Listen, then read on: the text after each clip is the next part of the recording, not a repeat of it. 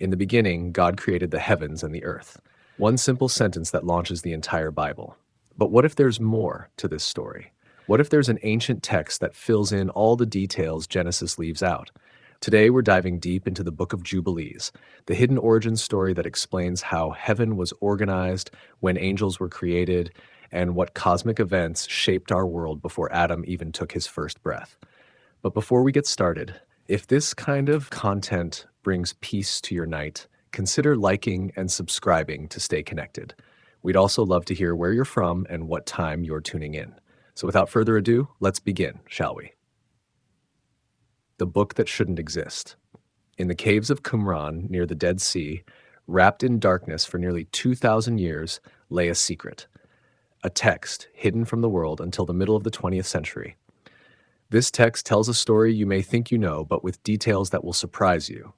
This is the Book of Jubilees, the Bible's secret twin. Imagine finding a book that rewrites the first chapters of Genesis, that claims to be older than the Bible itself. A book where angels watch your every move, where time flows in strict 7-year cycles, and where heaven's calendar governs all life on earth. This is not fiction. This is Jubilees.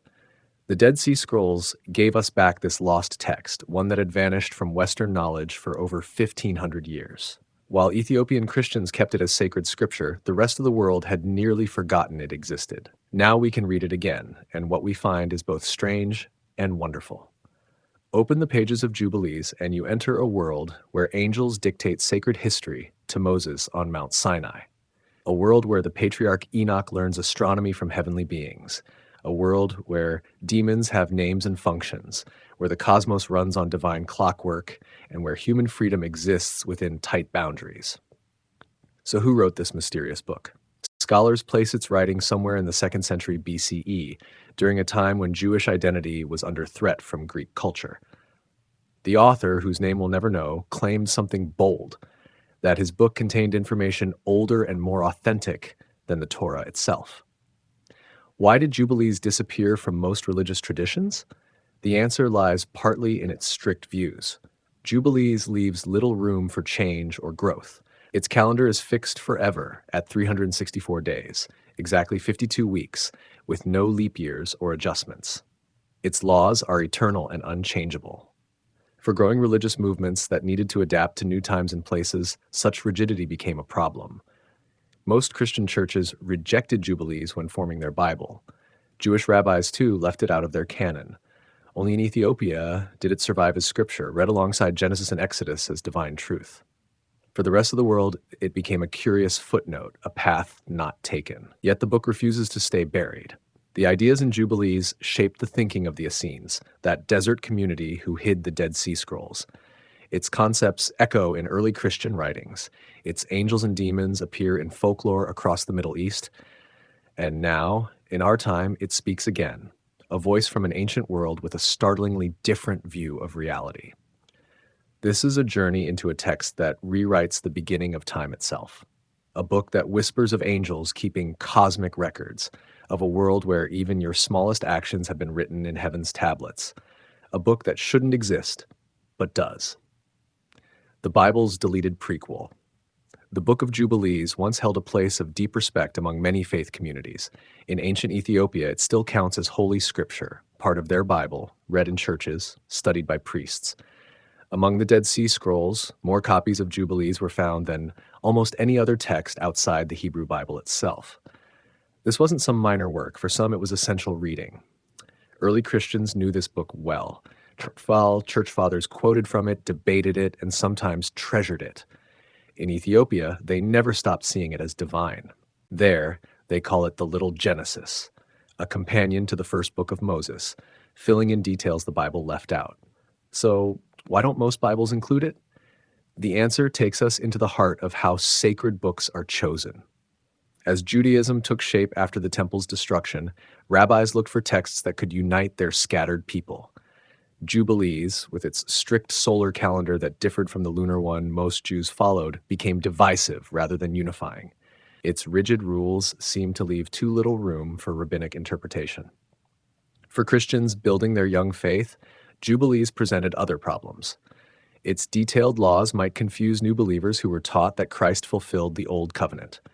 Its vivid portrayal of angels doing God's work on earth seemed to leave less room for Christ's unique role. Slowly, in most places, it drifted from scripture to interesting ancient text. But what makes Jubilees so different? First, there's its view of time itself. The book divides all history into precise units, Jubilee periods of 49 years, made up of 7 weeks of 7 years each. Every event in history has its appointed time, written in heaven long before it happens on earth. Then there are the heavenly tablets, cosmic records kept by angels, containing not only the past, but the future too. In Jubilees, nothing is random. Every birthday, every death, every war and peace treaty happens according to a divine timetable set at creation. Most striking is how Jubilees rewrites Genesis. It fills in conversations, adds scenes, and explains motives. When Adam and Eve fall, Jubilees tells us which animals lost speech as punishment.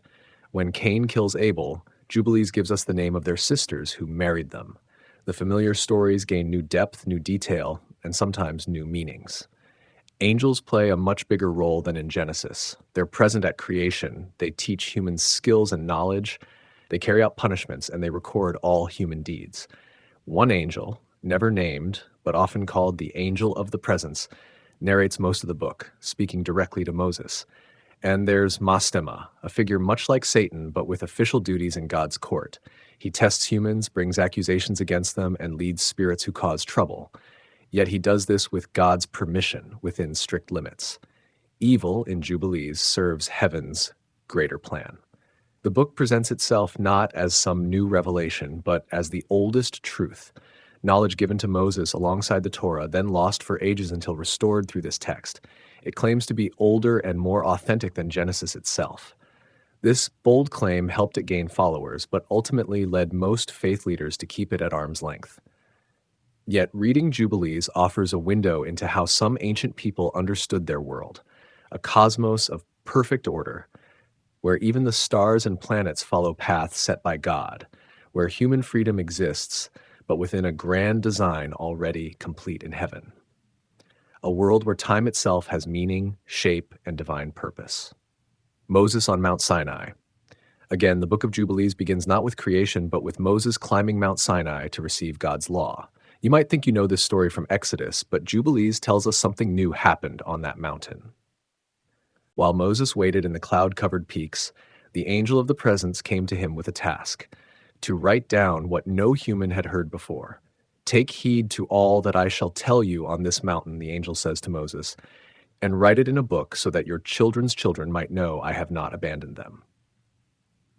What follows is not just the law, but a retelling of all history from creation until that very moment on the mountain.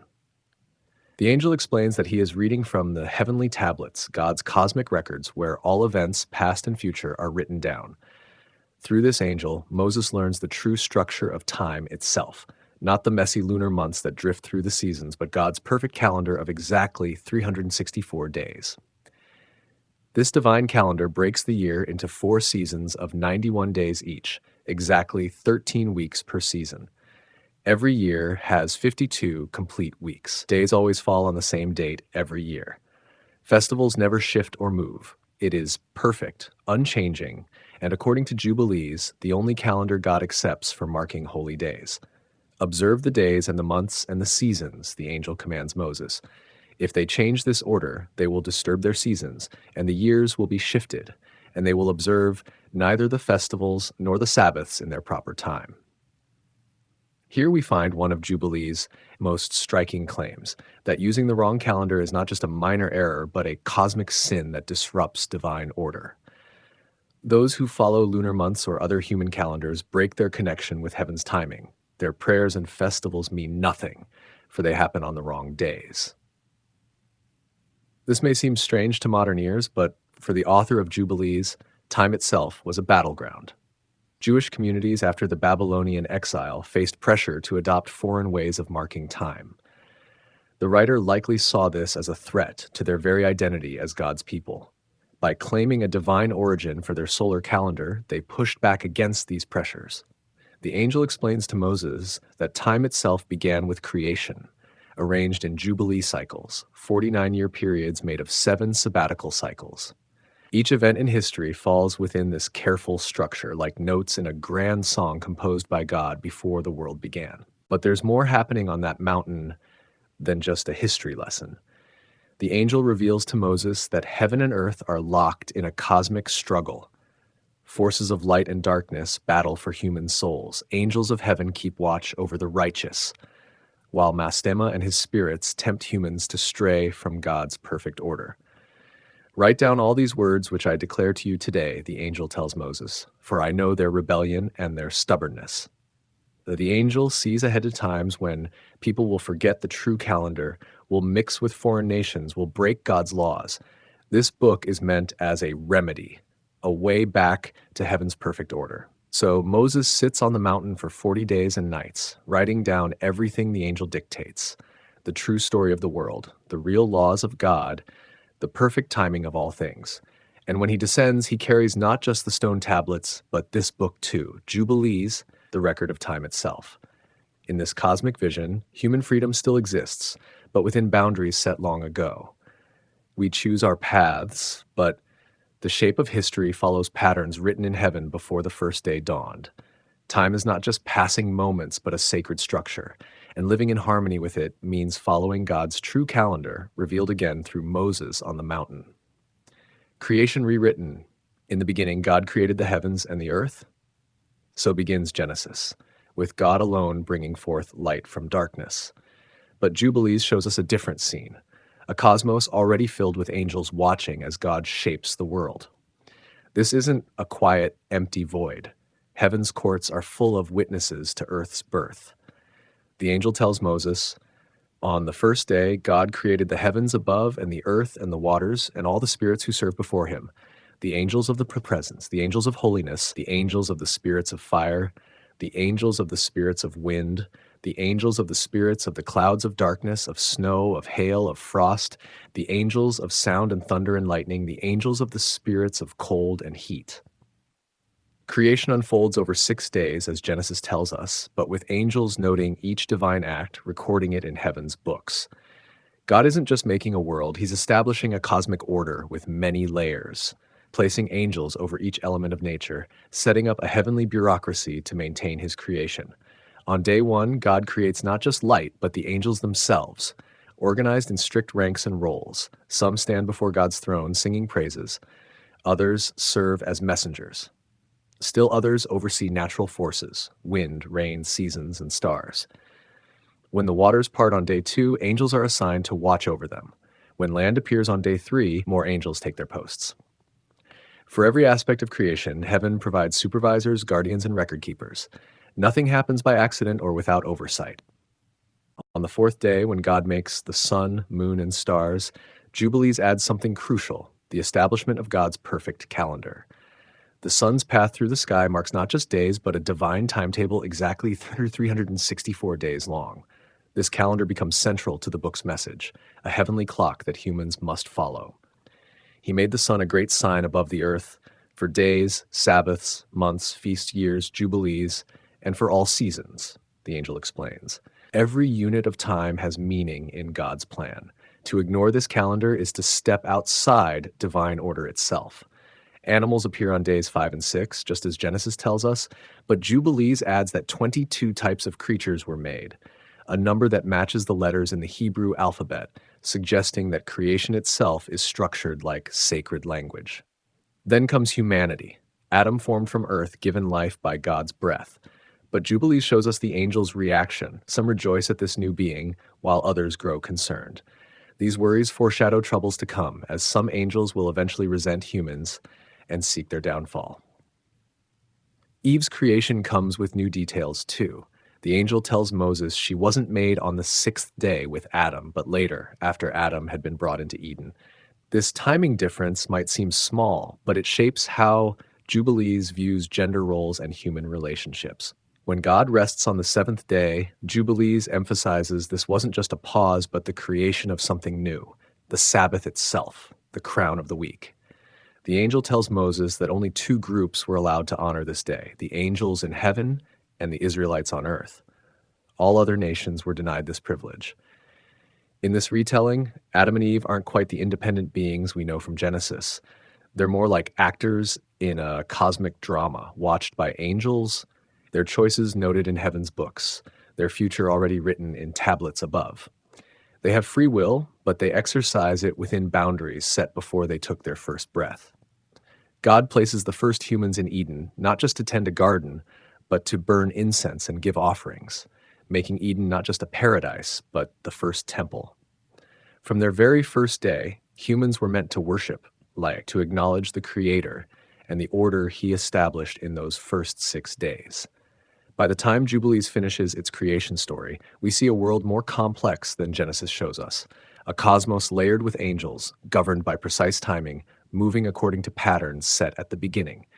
Humans stand at the center of this grand design, precious to God but also small within a vast heavenly system that watches, records, and sometimes intervenes in earthly affairs. The fall, according to the angels. When we reach the story of temptation in Eden, Jubilees takes us deeper than Genesis does. The familiar serpent appears, but behind this creature stands a darker power. Mastema, Prince of Spirits, heaven's prosecutor. The angel explains to Moses that the serpent was merely a tool used by spiritual forces that resented Adam and Eve's place in creation. The serpent came and drew near to the woman, the angel tells Moses, and the serpent said to the woman, "Has God really said you shall not eat from any tree in the garden?" But unlike Genesis, Jubilees shows us this wasn't just curiosity or mischief. It was part of a cosmic trial. Would humans remain faithful to heaven's order? Eve's response follows the familiar path, taking the fruit, eating it, sharing with Adam. But Jubilees sees this as more than disobedience. It's contamination. By taking what wasn't given, the first humans broke the boundaries between holy and common things. Their nakedness, suddenly visible to them, isn't just shame, it's the loss of glory. On that day, their mouths were opened and they began to speak, the angel says, and they saw that they were naked. This new awareness comes as a fall from innocence, but also as a kind of dark awakening. They now know both good and evil, but this knowledge brings pain rather than wisdom.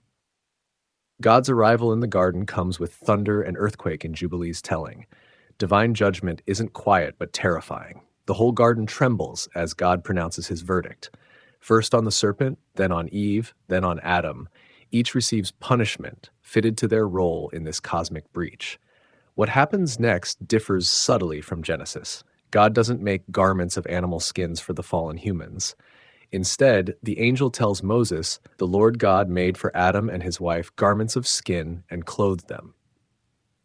Some ancient readers understood this to mean Adam and Eve initially wore garments of light, spiritual bodies, now replaced with mortal flesh that would one day die. Their expulsion from Eden follows, but Jubilees adds a timeline missing from Genesis. In the first week of the first Jubilee, Adam and his wife were in the Garden of Eden for 7 years, tilling and keeping it. So the first humans spent exactly 7 years in paradise, 1 week of years before their fall. As they leave Eden, Jubilees tells us Adam brought 2 things: incense from the garden, so he could still offer proper worship outside paradise, and seeds of garden plants to grow food in his exile. Both show that despite their fall, humans retain connections to their original purpose, to worship God and to tend the earth.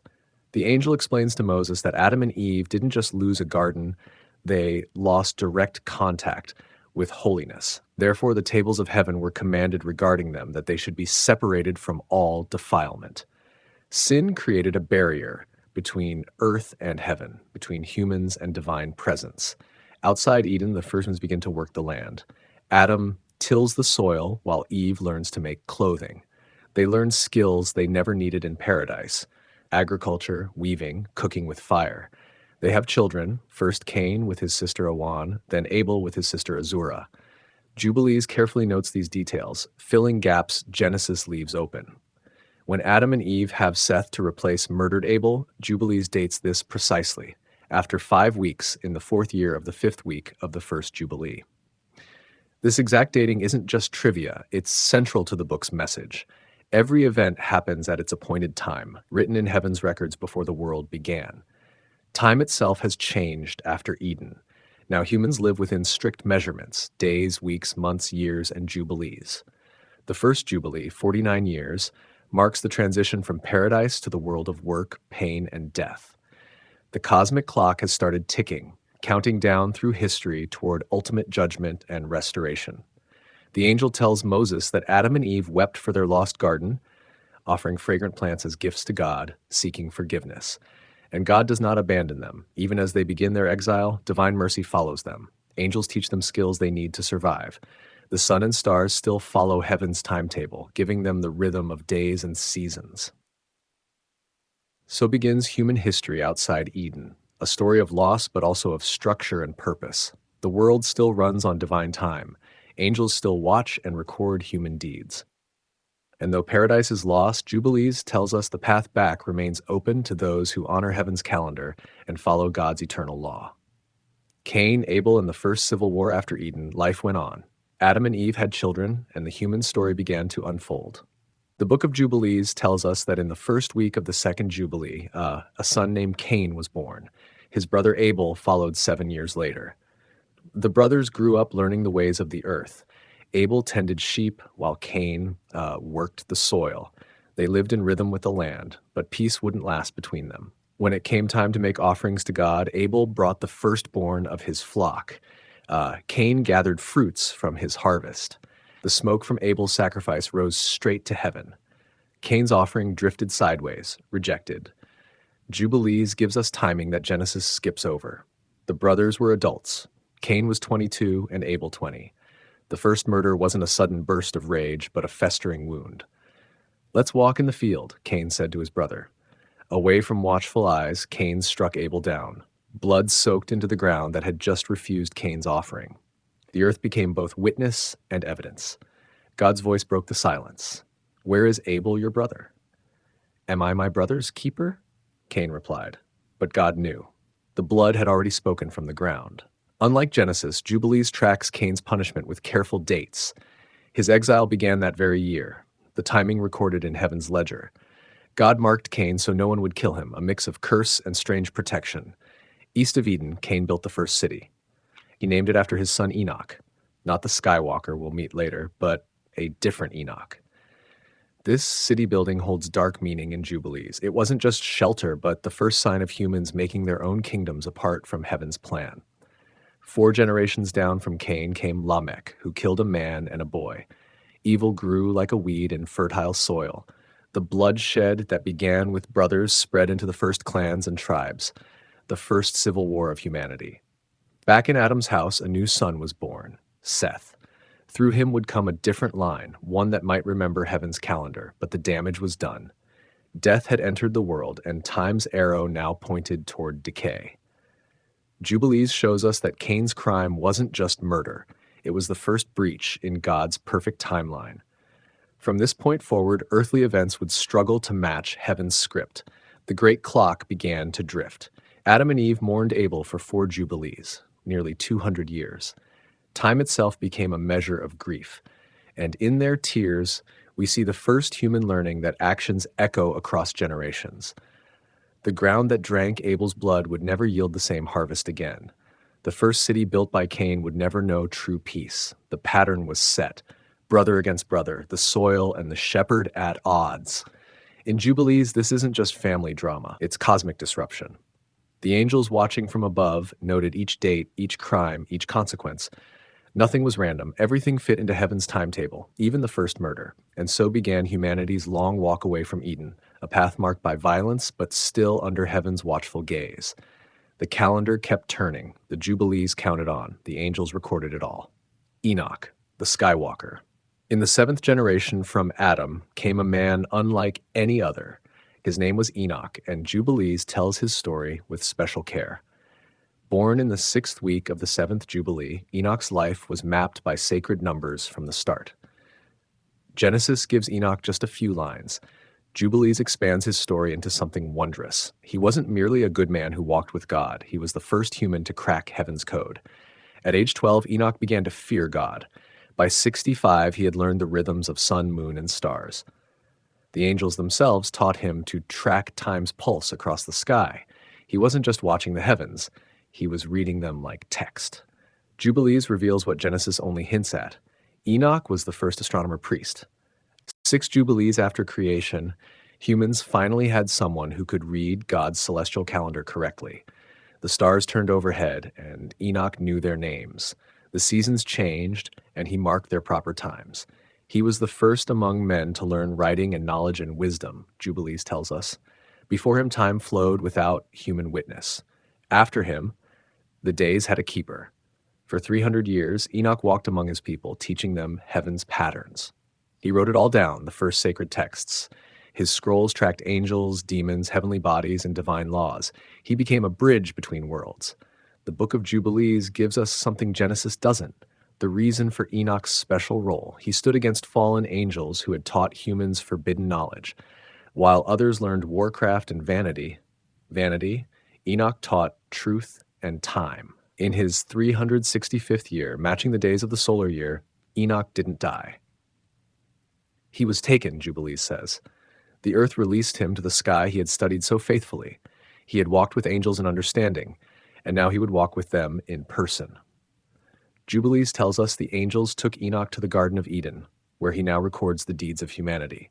He became heaven's scribe, noting each sin and virtue. The man who tracked time became timeless himself. Before he left Earth, Enoch warned his son Methuselah about coming judgment. The waters would rise, the world would cleanse, a new start would come.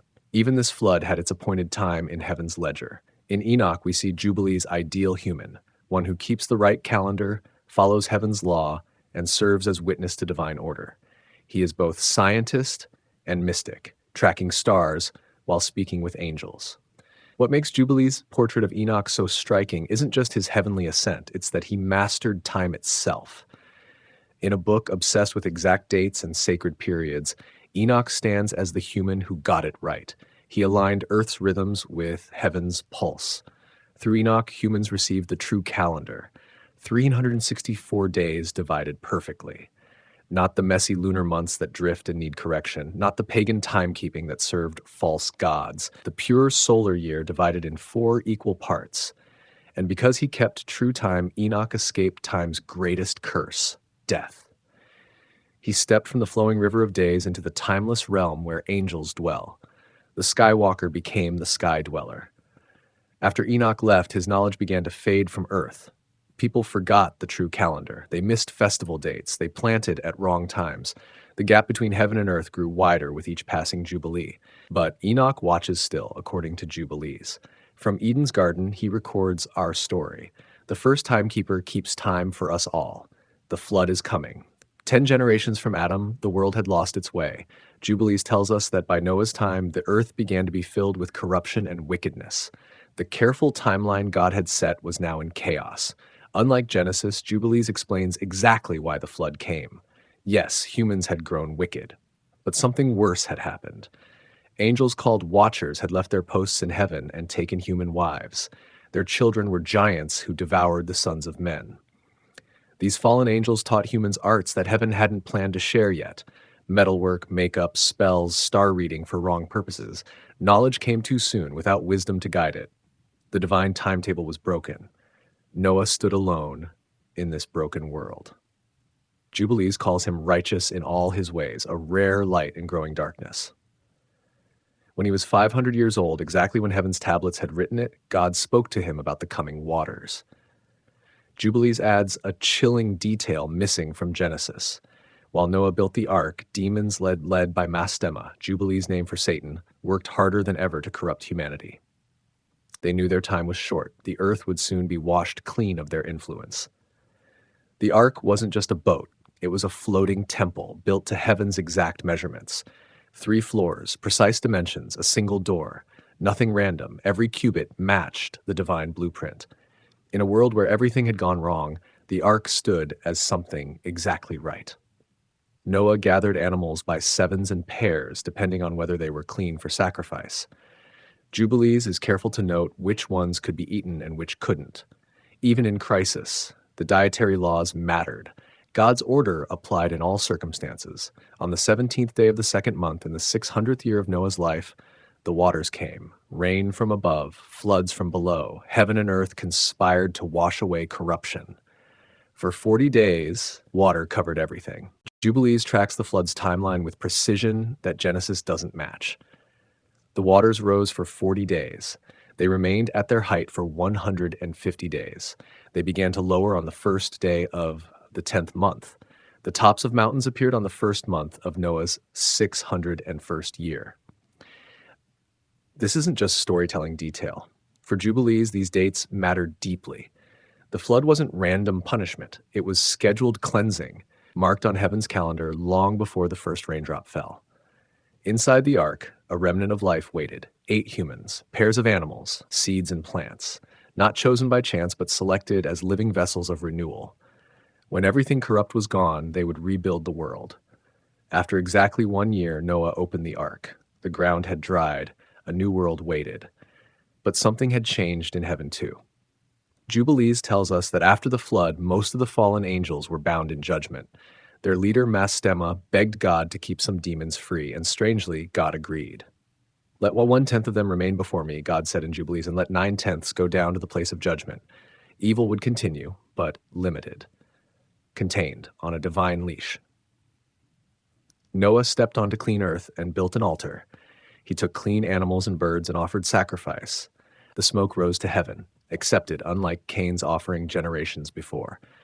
God made a covenant with Noah, promising never again to destroy the earth with water. But Jubilees adds something crucial.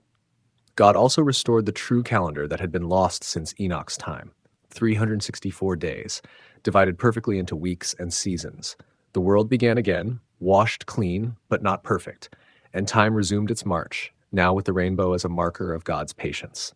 The flood had come exactly when heaven ordained it. The next judgment would come on schedule too. Noah's aftermath and the curse of Canaan.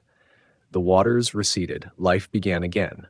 Noah's first act on dry ground was building an altar to thank God. His second was planting a vineyard. Jubilees tells us the timing of these events with care, the 27th day of the second month, 1 year and 10 days after the flood began. The vine grew quickly in soil enriched by the flood. Noah harvested grapes and made wine, not knowing its full power. He drank and fell asleep naked in his tent.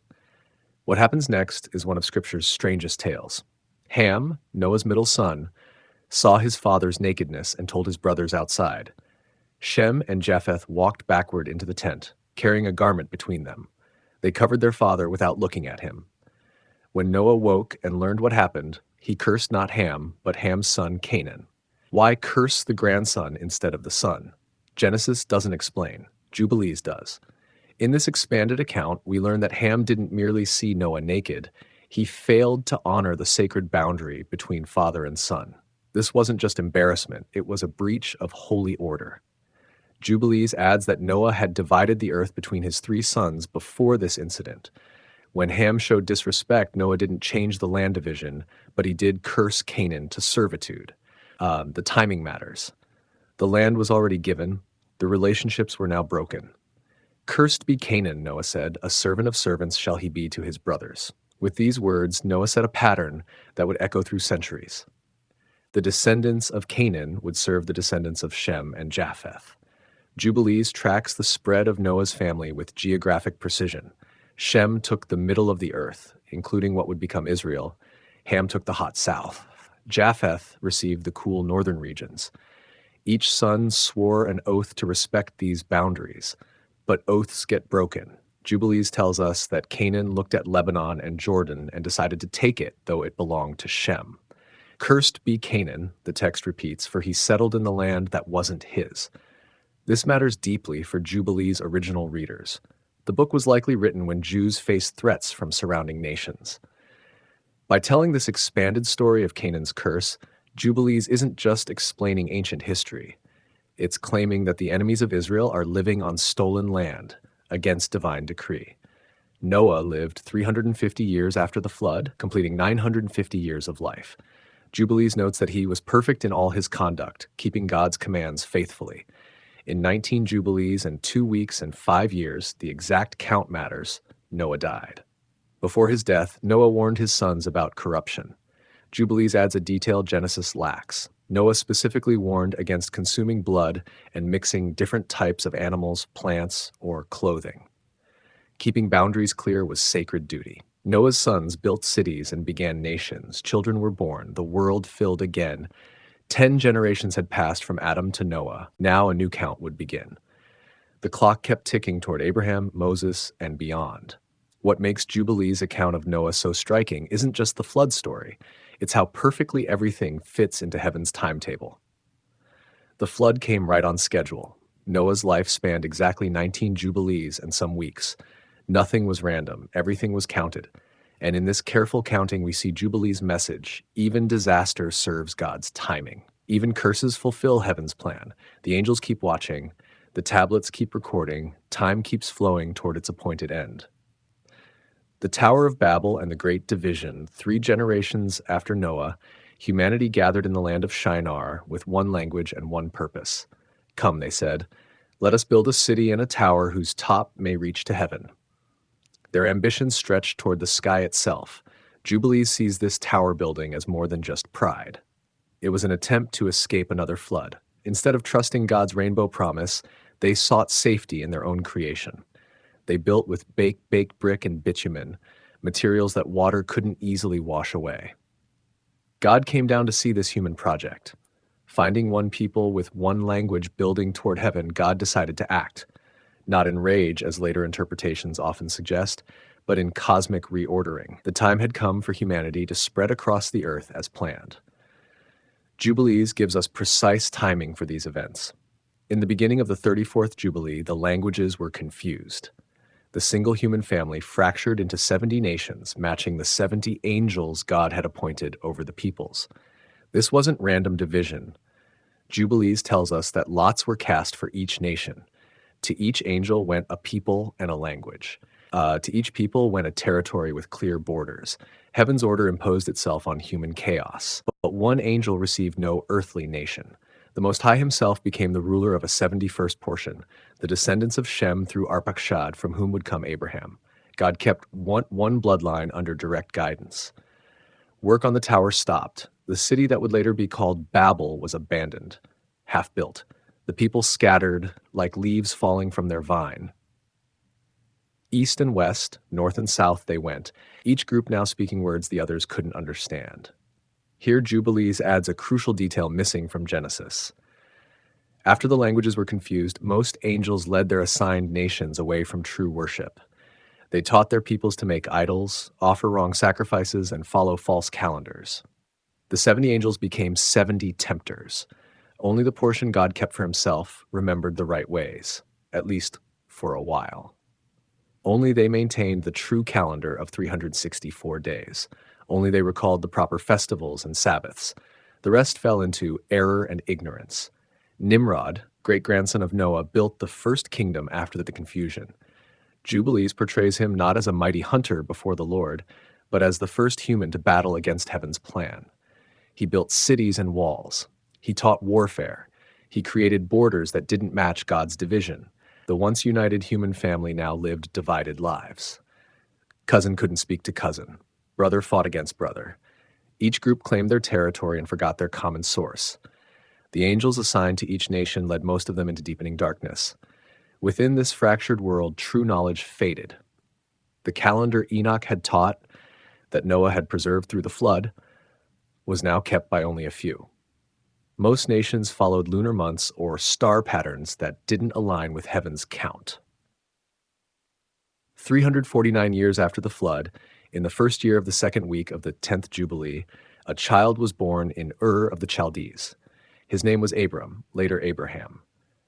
Through him, God would begin gathering a people who might remember heaven's timing. The Tower of Babel stands in Jubilees as the moment humanity tried to reach heaven on their own terms, using their own measurements. They wanted to touch the sky without following the path God had set. They sought unity without divine center.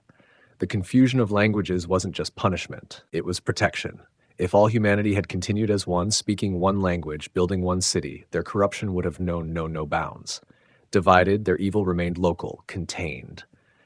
And so the great division occurred right on heaven's schedule. 70 nations under 70 angels, 70 languages, 70 territories, and one portion kept apart through whom all nations might someday find blessing again. The clock kept ticking. The Jubilees counted on. The stage was set for Abraham to enter the story and receive the covenant that would change everything. Abraham, the timekeeper's chosen one. In the quiet village of Ur, a young boy named Abraham watched his father Terah craft idols from clay and wood. Unlike others in his home, Abraham felt a deep pull towards something greater than these lifeless figures. The stars spoke to him of order and design, not random lights, but a cosmic message. One night, as Terah slept, Abraham took a wooden hammer and shattered the idols his father had made. He left only the largest one standing, placing the hammer in its hand. When Terah discovered the broken figures, he demanded answers. "The big idol broke them," Abraham replied with quiet certainty. "Can't you see the hammer in his hand?" "Don't be foolish," his father snapped. "These are just objects I made. They have no power." "Then why do you worship what your own hands have shaped?" Abraham asked. In that moment, something shifted inside him. The Book of Jubilees tells us this wasn't merely a child's prank. It was the first step in a journey that would reshape human history. Unlike the brief account in Genesis, Jubilees paints Abraham as a cosmic revolutionary. At age 14, he began to study the stars not just as lights, but as markers of time. While others followed moon phases, Abraham discovered the true solar year, 364 days divided into 4 seasons of exactly 13 weeks each. "I will not follow the path of lies," Abraham declared to his family. The young man turned away from idol worship and toward the God who had set the stars in their courses. This wasn't just spiritual awakening, it was cosmic alignment. When famine struck the land, Abraham's family moved to Haran. There, the young man grew into a teacher. He built a special tower where he tracked the sun's movement, showing anyone who would listen how the true calendar worked. Many scoffed, but some listened. The angel dictating to Moses explains that God watched Abraham closely during these years. Unlike others, Abraham didn't just notice the patterns in creation, he traced them back to their source. He recognized that time itself was a gift, a tool, and a test. One night, as Abraham slept under the desert sky, a voice called to him, "Leave your father's house and go to a land I will show you." This wasn't just a command to travel, it was an invitation to step into a new timeline, one aligned with heaven's design. The journey was long and marked with trials. Jubilees tells us that at each milestone, Abraham built altars not just as acts of worship, but as markers of cosmic significance. Each stone placement happened on specific dates, feast days written in the heavenly tablets long before humans walked the earth. When Abraham reached Canaan, he didn't just claim territory. According to Jubilees, he was reclaiming space that had been divinely allocated to Shem's descendants, but wrongfully seized by Canaan's children. This wasn't mere tribal conflict. It was cosmic realignment, putting things back in their proper order. As Abraham walked the length and breadth of this new land, he wasn't just exploring. He was tracing the boundaries of a divine contract. Each step fell on a timeline set before creation, each movement precisely choreographed by the same hand that placed the stars. The War of the Kings. The dust rose in thick clouds as 4 powerful kings marched their armies towards Sodom. They had already crushed 5 other cities, leaving only ash and tears in their wake. Among their captives was Lot, Abraham's nephew, dragged away with all he owned. When a lone survivor brought news to Abraham, the old shepherd didn't hesitate. Although Genesis tells this story briefly, Jubilees expands the tale, showing us Abraham not as a reluctant warrior, but as heaven's chosen champion. He gathered 318 trained men, a number Jubilees notes is tied to celestial patterns, and moved with surprising speed. Under the cover of night, Abraham split his small band into groups. They fell upon the king's camps like a desert storm, sudden, fierce, and overwhelming. The Book of Jubilees tells us this wasn't just military strategy, but divine timing. Each attack happened at the exact hour predetermined in heaven's records. As dawn broke, the mighty armies that had terrorized the plain lay scattered. Abraham had not only rescued Lot, but had captured vast treasures. According to Jubilees, this victory occurred on the exact anniversary of Noah's landing after the flood, a date when divine justice typically manifests in the world. On Abraham's return journey, a mysterious figure appeared on the road, Melchizedek, king of Salem and priest of God Most High. Unlike Genesis, which mentions this meeting briefly, Jubilees presents Melchizedek as more than human, perhaps one of the angels assigned to watch over the sacred timeline. Abraham bowed before Melchizedek, offering 1/10 of all he had taken.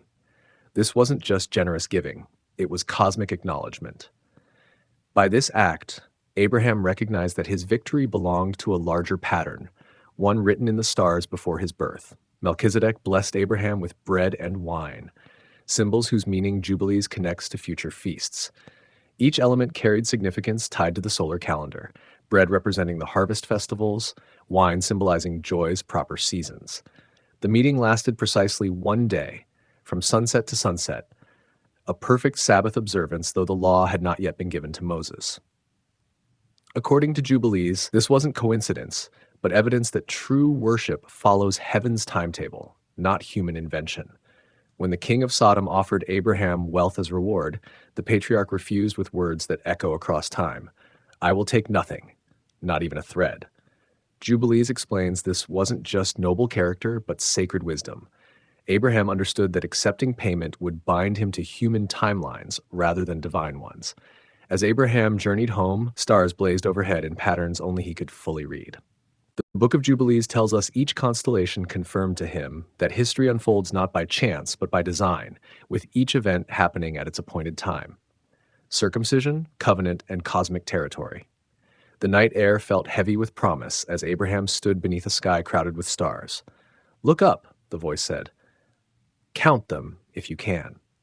Abraham's eyes traced the familiar patterns, the same stars he'd studied since youth, now framed as his family's future. According to Jubilees, this covenant moment didn't happen on just any night. It fell precisely 50 years, a complete jubilee, from the day Abraham had first rejected idol worship. Heaven's clockwork turned with perfect precision. While Genesis describes this covenant briefly, Jubilees expands the scene dramatically. The text tells us Abraham fell into a deep sleep, but this wasn't ordinary rest. His spirit ascended to witness the heavenly tablets where all of time, past, present, and future, lay written in light. There, Abraham saw how the land would be divided, not by human choice, but by divine decree. Each tribe's territory had been mapped before creation, each boundary drawn by the same finger that traced the paths of stars. This wasn't just real estate, it was cosmic geography. The next morning, Abraham awoke transformed. The vision still burned in his mind as a voice instructed him, "This is my covenant with you. The flesh of your foreskin must be cut away." Unlike Genesis, which presents circumcision simply as a sign, Jubilees explains it as a physical alignment with celestial patterns, the body modified to match heaven's design. Abraham didn't hesitate. At 99 years old, he took a knife and fulfilled the covenant demand. According to Jubilees, he performed this act during the exact hour when the sun reaches its highest point during the spring feast, another cosmic alignment. As Abraham's household followed his example, every male from 8 days old to servants bought with silver, the angel Mastema appeared before God's throne. "This man grows too powerful," the accuser argued. "Test him further." Jubilees alone tells us of this heavenly dispute, revealing that Abraham's trials weren't random hardships, but cosmic contests. When Abraham recovered from his circumcision, 3 figures appeared at his tent. While Genesis calls them men, Jubilees identifies them clearly as angels, heaven's ambassadors making a scheduled visit on a day marked in celestial records long before Abraham's birth. As Sarah laughed at the promise of a son, Jubilees tells us the sound echoed in heavenly halls, recorded as the origin of Isaac's name centuries before the child's birth. Even human emotions played roles in the cosmic script.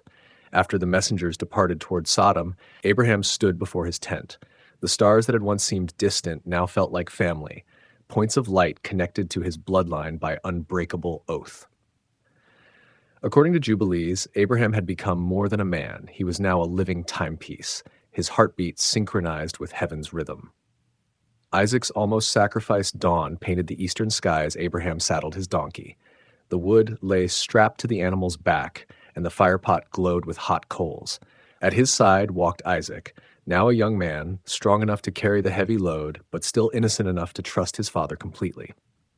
While Genesis tells this story in sparse detail, Jubilees fills in the gaps with rich meaning. The journey to Moriah didn't happen on just any day. It fell precisely on the date that would, centuries later, become the Day of Atonement. The timing wasn't chance, but careful design. For 3 days, father and son walked in near silence. According to Jubilees, they crossed rivers whose names matched those flowing from Eden.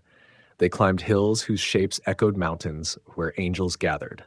Every step followed a path mapped in heaven's records. On the third day, Abraham looked up and saw the place God had chosen. Unlike the Genesis account, Jubilees tells us Abraham recognized it immediately, not from any sign, but from deep memory. This was the same spot where Adam had first offered sacrifice, where Noah had built an altar after the flood. "The wood is here and the fire," Isaac said, "but where is the lamb?" Abraham's reply came softly. "God himself will provide the lamb, my son." In Genesis, these words seem like gentle deception, but Jubilees reveals them as prophecy. Abraham had seen the future during his covenant vision and knew exactly what would unfold. When they reached the summit, Abraham built the altar with careful precision. Each stone was placed according to patterns shown to him in dreams, not random rocks, but a cosmic map. Isaac watched, understanding more than the Genesis text suggests. "Father," Isaac said, "bind me well so I don't struggle and make your sacrifice flawed." According to Jubilees, Isaac wasn't a frightened victim, but a willing participant, having been told of his role in the cosmic drama. At 25 years old, he could have easily overpowered his elderly father, but chose submission instead. As Abraham raised the knife, heaven itself seemed to hold its breath. But then a voice called out, stopping his hand. An angel. Not just any messenger, but the same one who had marked the covenant, appeared with a ram caught in nearby bushes. While Genesis describes this as a test of faith, Jubilees frames it as something more, a cosmic rehearsal. This hillside drama mirrored events planned for the distant future, when other fathers would face the loss of firstborn sons on this same date. After the sacrifice, Abraham and Isaac descended the mountain changed. According to Jubilees, they returned home on the precise date that would later become Passover, when death would again pass over the faithful. The timing fulfilled patterns established before creation, when the heavenly tablets were first inscribed: Rebekah, Jacob, and the angelic inheritance. The old servant's caravan approached the well as young women gathered with their water jars. Abraham had sent him on a sacred mission: find a wife for Isaac from their own people, not from Canaan's daughters. According to Jubilees, this wasn't mere tribal preference, but cosmic necessity. When Rebekah appeared, the servant knew immediately. Unlike Genesis, which describes a test involving water, Jubilees tells us the servant recognized her because she matched the exact description given to Abraham by angels years before. Her face, her walk, even the sound of her voice had been foretold. Rebekah's journey to Isaac followed a path marked by divine timing. She arrived at his tent on the anniversary of Sarah's death, a date Jubilees identifies as significant in heaven's records. Their meeting wasn't random chance, but perfect orchestration. For 20 years, Rebekah's womb remained closed. While Genesis mentions this briefly, Jubilees explains it as deliberate timing. The twins needed to be born in a specific year aligned with celestial cycles. Even human fertility followed heaven's timetable. When Rebekah finally conceived, the struggle inside her wasn't just physical discomfort. According to Jubilees, two distinct destinies fought for position, not just two brothers, but two possible timelines for human history. Each kick and turn represented cosmic forces at work. "Why is this happening?" Rebekah asked, pressing her hands against her swollen belly. She went to seek answers, though Genesis doesn't specify where. Jubilees fills this gap, telling us she visited Melchizedek, still alive and serving as heaven's record keeper. "Two nations are within you," the priest told her, "and the older shall serve the younger." These weren't just words of comfort, but cosmic declaration. According to Jubilees, this prophecy was read directly from the heavenly tablets, unchanged since before creation. When the twins were born, they couldn't have been more different.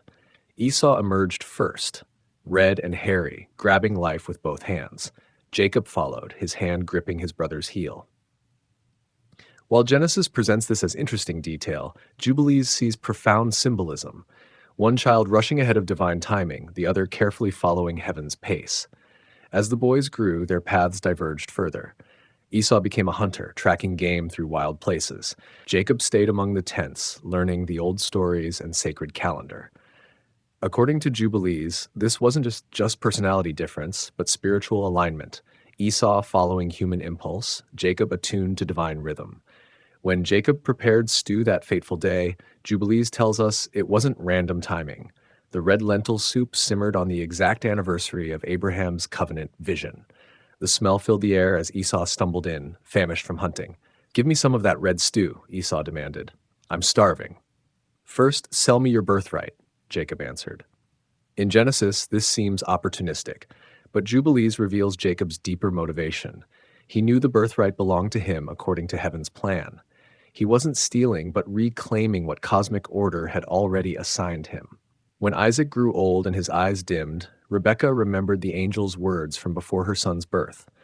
According to Jubilees, she didn't invent the deception that helped Jacob claim the blessing. She followed instructions given to her in dreams, where angels showed her exactly how to fulfill heaven's design. As Jacob received his father's blessing wearing his brother's clothes, Jubilees tells us angels watched with approval. This wasn't trickery, but cosmic correction, putting the right son in the right place at the right time, aligning human events with heaven's schedule. Esau's rage at discovering the deception threatened to tear the family apart. But according to Jubilees, even this anger served the greater plan. It forced Jacob to flee, setting him on a journey that would transform not just one man, but an entire people, right on heaven's perfect schedule. Jacob's ladder and angelic visitation. The night fell cold and quiet as Jacob rested his head upon a stone. Fleeing from his brother's rage, he found himself alone between worlds. No longer in his father's house, not yet in the land of Laban. Little did he know that this barren spot would become a bridge between heaven and earth. Sleep came, and with it, a vision unlike any other. A vast ladder stretched from the dust at his feet all the way into the clouds beyond sight. This wasn't just a dream of escape, but a glimpse into the cosmic order that Jubilees describes with such care. Along this gleaming stairway moved the angels, not random messengers, but the organized ranks of heaven. They crossed a boundary that humans rarely see, moving between realms usually kept apart. Up and down they went, carrying reports, delivering judgments, maintaining the divine order that Jubilees insists governs all things. What makes this vision special in Jubilees is how it serves as a border crossing. Jacob stumbles upon a thin place, a spot where heaven touches earth. Unlike Genesis, which keeps the vision brief, and Jubilees expands it into a full celestial meeting. God speaks to Jacob from above the ladder, renewing the promise first given to Abraham. The land beneath the dreamer would one day belong to his countless descendants. Nations would bow before his lineage. But Jubilees adds something crucial: a timeline. This isn't just a vague future promise, but a scheduled event in heaven's calendar. When Jacob wakes, trembling with awe, he doesn't just name the place Bethel, as Genesis tells us. In Jubilees, he performs a full ritual marking the exact date and time of this encounter. He pours oil, makes vows, and establishes the first tax, a tenth of all he owns given back to God. Jacob becomes a timekeeper, just like his grandfather Abraham. But while Jacob establishes this holy site, darker forces plot against him. Mastema, heaven's accuser, watches with growing concern. This divine promise threatens his influence over the nations. In Jubilees, we learn that Mastema tried to claim dominion over the Gentile lands after Babel's confusion. Now Jacob's blessing challenges that claim. The text hints at unseen battles. Angels guard Jacob's path to Laban, warding off dark spirits who would lead him astray. Each step of his journey happens right on heaven's schedule, not a moment too soon, not a day too late. At the heart of this story lies Jubilee's most treasured theme. Nothing in human history happens by chance. The ladder isn't just a pretty image, but proof of ongoing management. Angels don't just deliver messages, they enforce cosmic law, track human behavior, and report every detail back to God. Jacob's dream marks him as the next link in a divine plan spanning countless generations. The spot where he sleeps will one day host a temple. The God who speaks from the ladder's top will make covenants with his children's children, and the angels climbing up and down will continue their endless work, keeping time, marking days, and ensuring that heaven's will becomes earth's reality. Bethel becomes not just a place of worship, but a timestamp in the grand chronicle of creation. Dinah and the Blood Pact. The tale of Dinah differs greatly in the Book of Jubilees from what you might remember in Genesis. Where the Bible offers a tragic story of violation and revenge, Jubilees transforms it into something else entirely, a defense of tribal purity and divine justice. The story begins simply enough. Jacob's daughter Dinah visits the women of Shechem, a nearby city. There, the prince sees her, desires her, and takes her. What follows in Genesis reads like a sad tale of human passion and revenge. But Jubilees reshapes this narrative into a cosmic drama about keeping bloodlines pure and fulfilling heaven's decrees. In Genesis, Jacob's sons trick the men of Shechem into getting circumcised, then attack while they recover. It's a troubling tale of deception and excessive force. But Jubilees frames their actions as righteous, even holy. The text states firmly, "For this deed, they are inscribed for blessing in the heavenly tablets." Why such praise for what seems like a brutal massacre? Because Jubilees views intermarriage as a grave sin against the cosmic order. The book claims that long before this event, Noah had divided the world among his sons, assigning each to their proper place. The Shechemites belonged to Shem's portion, but Canaan, cursed earlier, had wrongfully settled there. Their very presence violated heaven's boundaries. Dinah's brothers become agents of divine justice, not just vengeful siblings. Their violence restores a boundary that should never have been crossed. What's more, Jubilees tells us the exact date of this event. The timing itself matters, aligning with heavenly patterns established at creation. The angel narrating to Moses explains that this bloodshed serves as warning for all Israel's future. Any who marry outside the chosen line face divine punishment. The brothers didn't overreact. They fulfilled an eternal law written before time began. Simeon and Levi, often criticized in other Jewish texts, receive special praise in Jubilees. Their names are recorded for blessing in the heavenly tablets, those same cosmic ledgers that track every moral choice, every birth and death, every keeping or breaking of divine law. Even Jacob's initial anger at his sons gets reframed. His fear of retaliation from neighboring tribes becomes unnecessary worry, for heaven itself shields them after their righteous act.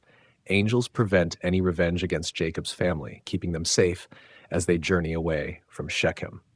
Blood purity becomes central to Jubilee's message here. The mixing of chosen and unchosen seed threatens the entire divine plan. Jacob's line must remain separate, untouched by outside influence. The heavenly tablets demand it, the angels enforce it, and the patriarchs must honor it. What Genesis presents as a complex human tragedy, Jubilees transforms into a simple morality tale about keeping boundaries firmly in place. Time, space, blood, and law all align in this moment of violence. For readers of Jubilees, Dinah's story isn't about victimhood or vengeance, but about maintaining the cosmic order that governs all things. The blood spilled at Shechem writes another entry in heaven's eternal record. Joseph sold, timeline preserved. The story of Joseph marks one of the Bible's most beloved tales, a younger brother sold by jealous siblings only to rise from slavery to glory. But in Jubilees, this familiar narrative takes on new significance, becoming another proof that heaven's timetable cannot be disrupted, even by human cruelty. Joseph's tale begins as it does in Genesis. The favored son receives a special coat from his father. He dreams of future greatness. His brothers grow envious. But Jubilees adds crucial details about timing that Genesis leaves out. When the brothers plot against Joseph, they do so on the exact day that their father Jacob mourns the anniversary of his mother's death. This isn't random coincidence, but meaningful symmetry. One grief echoes another across generations, all recorded in heaven's perfect ledger. The brothers strip Joseph of his coat and cast him into a pit. In Genesis, this act stems purely from human emotion, jealousy, resentment, rivalry, but Jubilees reveals unseen forces at work. Mastema, the accuser, seizes this moment to attack Jacob's faith. The evil one whispers to the brothers, inflaming their hatred beyond natural bounds. Yet what seems like a victory for dark powers actually advances heaven's plan.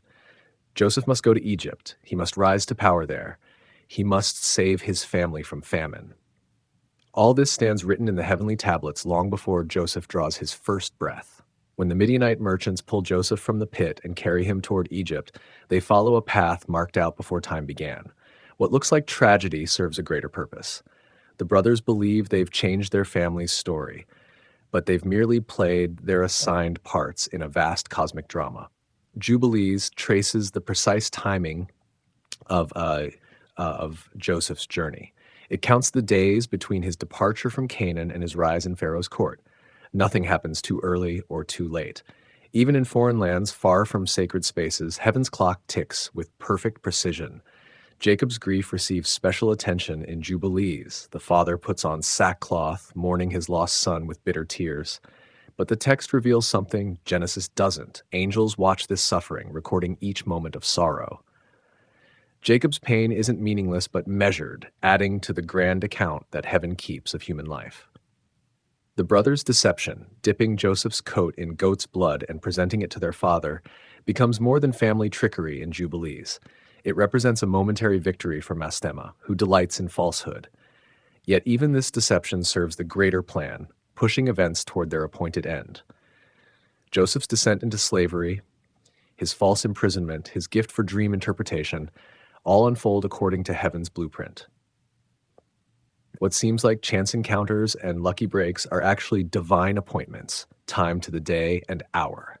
Jubilees reminds us that Egypt itself had been assigned to Ham's descendants during Noah's division of the earth.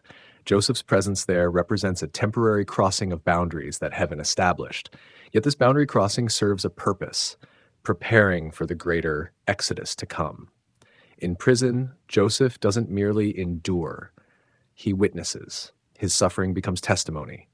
And all the while, angels mark his path, measuring his steps against the eternal schedule set before creation. Not a moment is wasted, not a tear falls uncounted. The heavenly scribes record it all in their perfect books.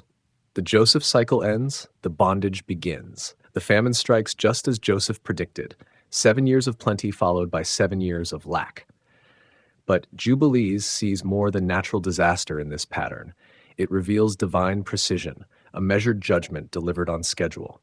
Joseph stands ready, having filled Egypt's storehouses during the good years. Now, as hunger spreads across lands, his brothers journey south seeking food. The reunion unfolds much as Genesis tells it. Joseph recognizes them while remaining unknown himself. He tests them, accuses them, finally reveals himself with tears and embraces. Jubilees adds something crucial to this familiar tale: exact dates. The text tracks precisely when Jacob hears about Joseph being alive, when he begins his journey to Egypt, when he crosses each boundary along the way. Every movement aligns with patterns established at creation, fulfilling promises made to Abraham generations earlier. When Jacob arrives in Egypt, Pharaoh welcomes him warmly. But Jubilees reveals what Genesis merely hints at. This welcome marks the beginning of a divine test. Egypt isn't meant to be Israel's home, but a temporary shelter, a proving ground. The heavenly tablets already record the exact span of their stay, the suffering they'll endure, and the mighty deliverance to come. Joseph settles his family in Goshen, giving them the best of the land. They prosper and multiply, fulfilling God's command to be fruitful. Yet Jubilees warns that this prosperity carries danger. With comfort comes the risk of forgetting who they are, of adopting Egyptian ways and Egyptian gods. As Joseph ages, Jubilees shows him growing concerned about this very issue. Before dying, he gathers his brothers and makes them swear an oath they must remember their homeland. They must carry his bones back to Canaan when they eventually return. This isn't just family sentiment, but cosmic necessity. Joseph belongs to Promised Land, not Egyptian soil. After Joseph's death, a shift occurs that Genesis describes briefly, but Jubilees expands into a spiritual crisis. A new pharaoh arises who didn't know Joseph. This isn't just political change, but cosmic conflict. The new ruler serves other gods, follows different rhythms. He disrupts the careful balance Joseph maintained between Hebrew identity and Egyptian residency. Gradually, through measured steps recorded in heaven's perfect accounts, the Egyptians begin to fear their Hebrew guests. What starts as suspicion grows into policy. What begins as caution becomes cruelty. Slavery doesn't happen overnight, but unfolds across precisely tracked years. When Pharaoh orders Hebrew boys thrown into the Nile, Jubilees sees more than human evil at work. Mastema, heaven's accuser, stands behind this decree. The dark angel who once whispered to Joseph's brothers now whispers to Egypt's king. Each drowned child marks another assault on Abraham's promised lineage. Yet even in this darkness, heaven's timetable remains unbroken. The suffering has limits, the bondage an appointed end. Moses' birth doesn't happen by chance, but right on schedule, marked in the heavenly tablets before creation. The deliverer arrives exactly when heaven ordains, not a day sooner or later. Jubilees reveals that angels watch over the chosen people even in their misery. They count the lashes of Egyptian whips. They record each Hebrew tear. They measure the growing cry that will soon reach heaven's throne and trigger the greatest liberation story ever told. The bondage intensifies, but the divine clock keeps perfect time. Moses vs. Mastema. The Book of Jubilees rewrites the familiar Exodus story with a startling addition. Behind Pharaoh's stubbornness stands Mastema, heaven's accuser, fighting a battle that spans both worlds. Moses grows up in Pharaoh's house, then flees after killing an Egyptian. When he returns to Egypt years later, he carries heaven's authority. But Jubilees reveals something Genesis doesn't. Mastema himself stands ready to oppose him.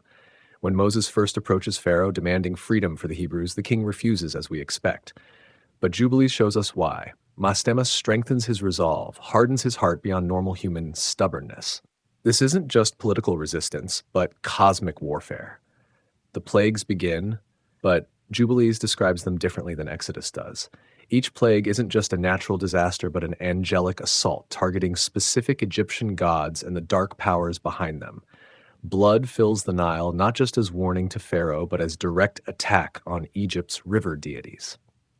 When Moses turns his staff into a snake that devours the magician's serpents, Jubilees sees more than clever trickery. Heaven directly challenges Mastema's magic, proving divine power superior to dark arts. The Egyptian magicians don't merely fail, they serve the wrong master. Mastema's response grows desperate. He teaches the Egyptian sorcerers how to mimic some plagues, hoping to convince Pharaoh that Moses wields no special power. For a brief moment, it works. Pharaoh sees blood and frogs created by his own magicians and hardens his heart further. But as the plagues intensify, Mastema's magic fails. The text reveals that heaven places limits on what the accuser can do. He cannot create lice or any smaller creature. His power stops where true creation begins. The magicians themselves admit defeat. This is the finger of God. The battle escalates with each refusal. Flies, cattle disease, boils, each plague targets a different Egyptian deity, stripping away Mastema's borrowed authority. The darkness that falls over Egypt represents more than lack of light. It symbolizes the accuser's fading influence. When the final plague approaches, death for the firstborn, Jubilees shows us something remarkable. Mastema himself becomes the destroyer, but only under heaven's strict control. The accuser who sought to destroy Israel becomes the unwilling agent of Egypt's judgment. The very power that fought against Moses must now serve heaven's purpose. The Passover receives special attention in Jubilees. The blood on doorposts isn't just a sign for a passing angel, but a binding restraint on Mastema himself. He cannot enter where this blood marks the way. His power breaks against this simple protection. As the Hebrews prepare to leave Egypt, Mastema makes one final attempt to keep them enslaved. He urges Pharaoh to pursue them even after agreeing to their release. The accuser knows what's coming. His defeat at the Red Sea will echo across generations. When the waters part for Israel and close over Egypt's chariots, Jubilees sees more than natural wonder. The sea itself becomes a battlefield between cosmic forces. Angels drive back waters, while Mastema drives forward Egypt's troops. Heaven wins this contest decisively. The drowning of Pharaoh's army doesn't just end the pursuit, it breaks Mastema's power over Israel for a season. The accuser retreats, wounded but not destroyed. He will return to test them in the wilderness, but his authority has suffered a crushing blow. Moses stands victorious, but Jubilees makes clear his victory belongs to heaven's perfect timing. Each plague, each confrontation, each miracle happened exactly when the heavenly tablets decreed it should. Not even Mastema could disrupt the divine schedule. The Exodus begins right on heaven's perfect clock. The Exodus and the covenant clock. The darkness lifts. Dawn breaks over the desert as thousands of Hebrew families stand at the edge of Egypt, their backs to generations of bondage. The timing is perfect. It must be. This moment was written in heaven long before any human walked the earth. For the Book of Jubilees, the Exodus isn't just a historical event. It's a cosmic appointment kept with divine precision. The angel tells Moses that this day was marked in the heavenly calendar from the beginning of creation. The 14th day of the first month, the day when freedom would burst forth like the spring sun. Picture the scene. The Israelites had been told to slaughter lambs at twilight, marking their doorposts with blood. They ate in haste, sandals on feet, staffs in hand. But Jubilees adds a detail Genesis doesn't share. Angels stood watch that night, not just passing over homes, but actively guarding them. The destroyer wasn't merely a plague or natural force, but Mastema's agents seeking any crack in the divine protection. And the Lord did everything according to his word, the angel tells Moses. Every plague, every warning, every moment of the escape, all unfolded according to a timetable set before time began. The Egyptians didn't just face natural disasters, they faced heaven's armies moving with clockwork certainty. The timing matters deeply to the author of Jubilees. The precise day and hour of freedom wasn't random chance or lucky escape. It was the fulfillment of a promise made to Abraham 430 years earlier. To the day. Heaven runs on time. When the Israelites reach the sea, Moses raises his staff. Jubilees describes this moment differently than Exodus does. Here, the sea doesn't just part through divine power, it returns to its original created boundaries. Creation itself makes way for the divine plan. Pharaoh's army drowns not simply through natural forces, but because they've violated sacred time. They've opposed the divine timeline. The sea closing over them isn't just water returning, but time itself crushing those who tried to stand against its flow. The newly freed slaves sing on the shore, but Jubilees adds that angels join them, heavenly voices blending with human ones. Freedom rings across dimensions. The first Passover isn't just remembered, it's eternally present in heaven's courts. And now, as they journey towards Sinai, Jubilees shows us something profound. Each camp, each water stop, each moment of testing in the wilderness, all happen in perfect alignment with heavenly patterns. The manna doesn't fall randomly. It appears precisely when the heavenly storehouses open according to their appointed times. When they reach the mountain, Moses ascends not just to receive law, but to learn how earth's clock syncs with heaven's. The first lesson isn't "thou shalt not," but "here is when." The feast days, the Sabbaths, the years of Jubilee, all are taught as ways to align human life with cosmic rhythms. Moses learns that Passover isn't just about remembering freedom. It's about participating in freedom that exists eternally in heaven. Each time the feast is properly observed, heaven and earth align. The barriers thin. But each time it's forgotten or its timing changed, creation itself shudders. The covenant at Sinai then becomes more than rules. It becomes a way of moving through time in harmony with divine purpose. And the greatest sin isn't just breaking a command, it's breaking time itself. Sinai, the real one. The mountain trembles, smoke rises, lightning flashes across stone peaks as Moses climbs higher, leaving the camp behind. But what happens next is where Jubilees parts ways with the familiar Bible story. On Sinai, Moses doesn't just receive laws carved in stone. He receives the secret history of time itself. The angel of the presence, one of heaven's highest ministers, reveals to Moses that what he's about to learn was written long before humans existed. "I will tell you," the angel says, "from the beginning of creation until my sanctuary is built among you for all eternity." This is Sinai's true purpose, not just law-giving, but time-teaching. Moses learns that before anything was made, God created the laws of heaven, including the perfect calendar of 364 days. This number matters deeply in Jubilees. It's perfectly divisible by 7, meaning each date falls on the same day of the week, year after year. No drift, no confusion. No human adjustment needed.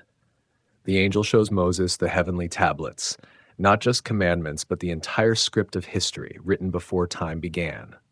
Every feast day, every appointed time was established before the first human drew breath. The sun, moon, and stars were positioned not just for light, but as the cosmic clock's moving hands. As lightning plays across the mountain face, Moses learns that Adam knew these laws. Enoch recorded them. Noah preserved them through the flood.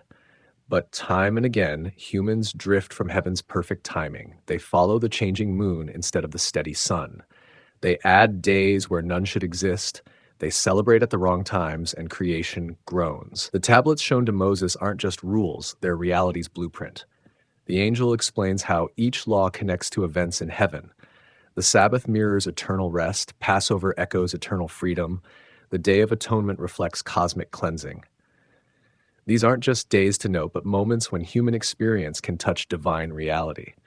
What might seem like dry details in Jubilees, endless dates and times, are actually its beating heart.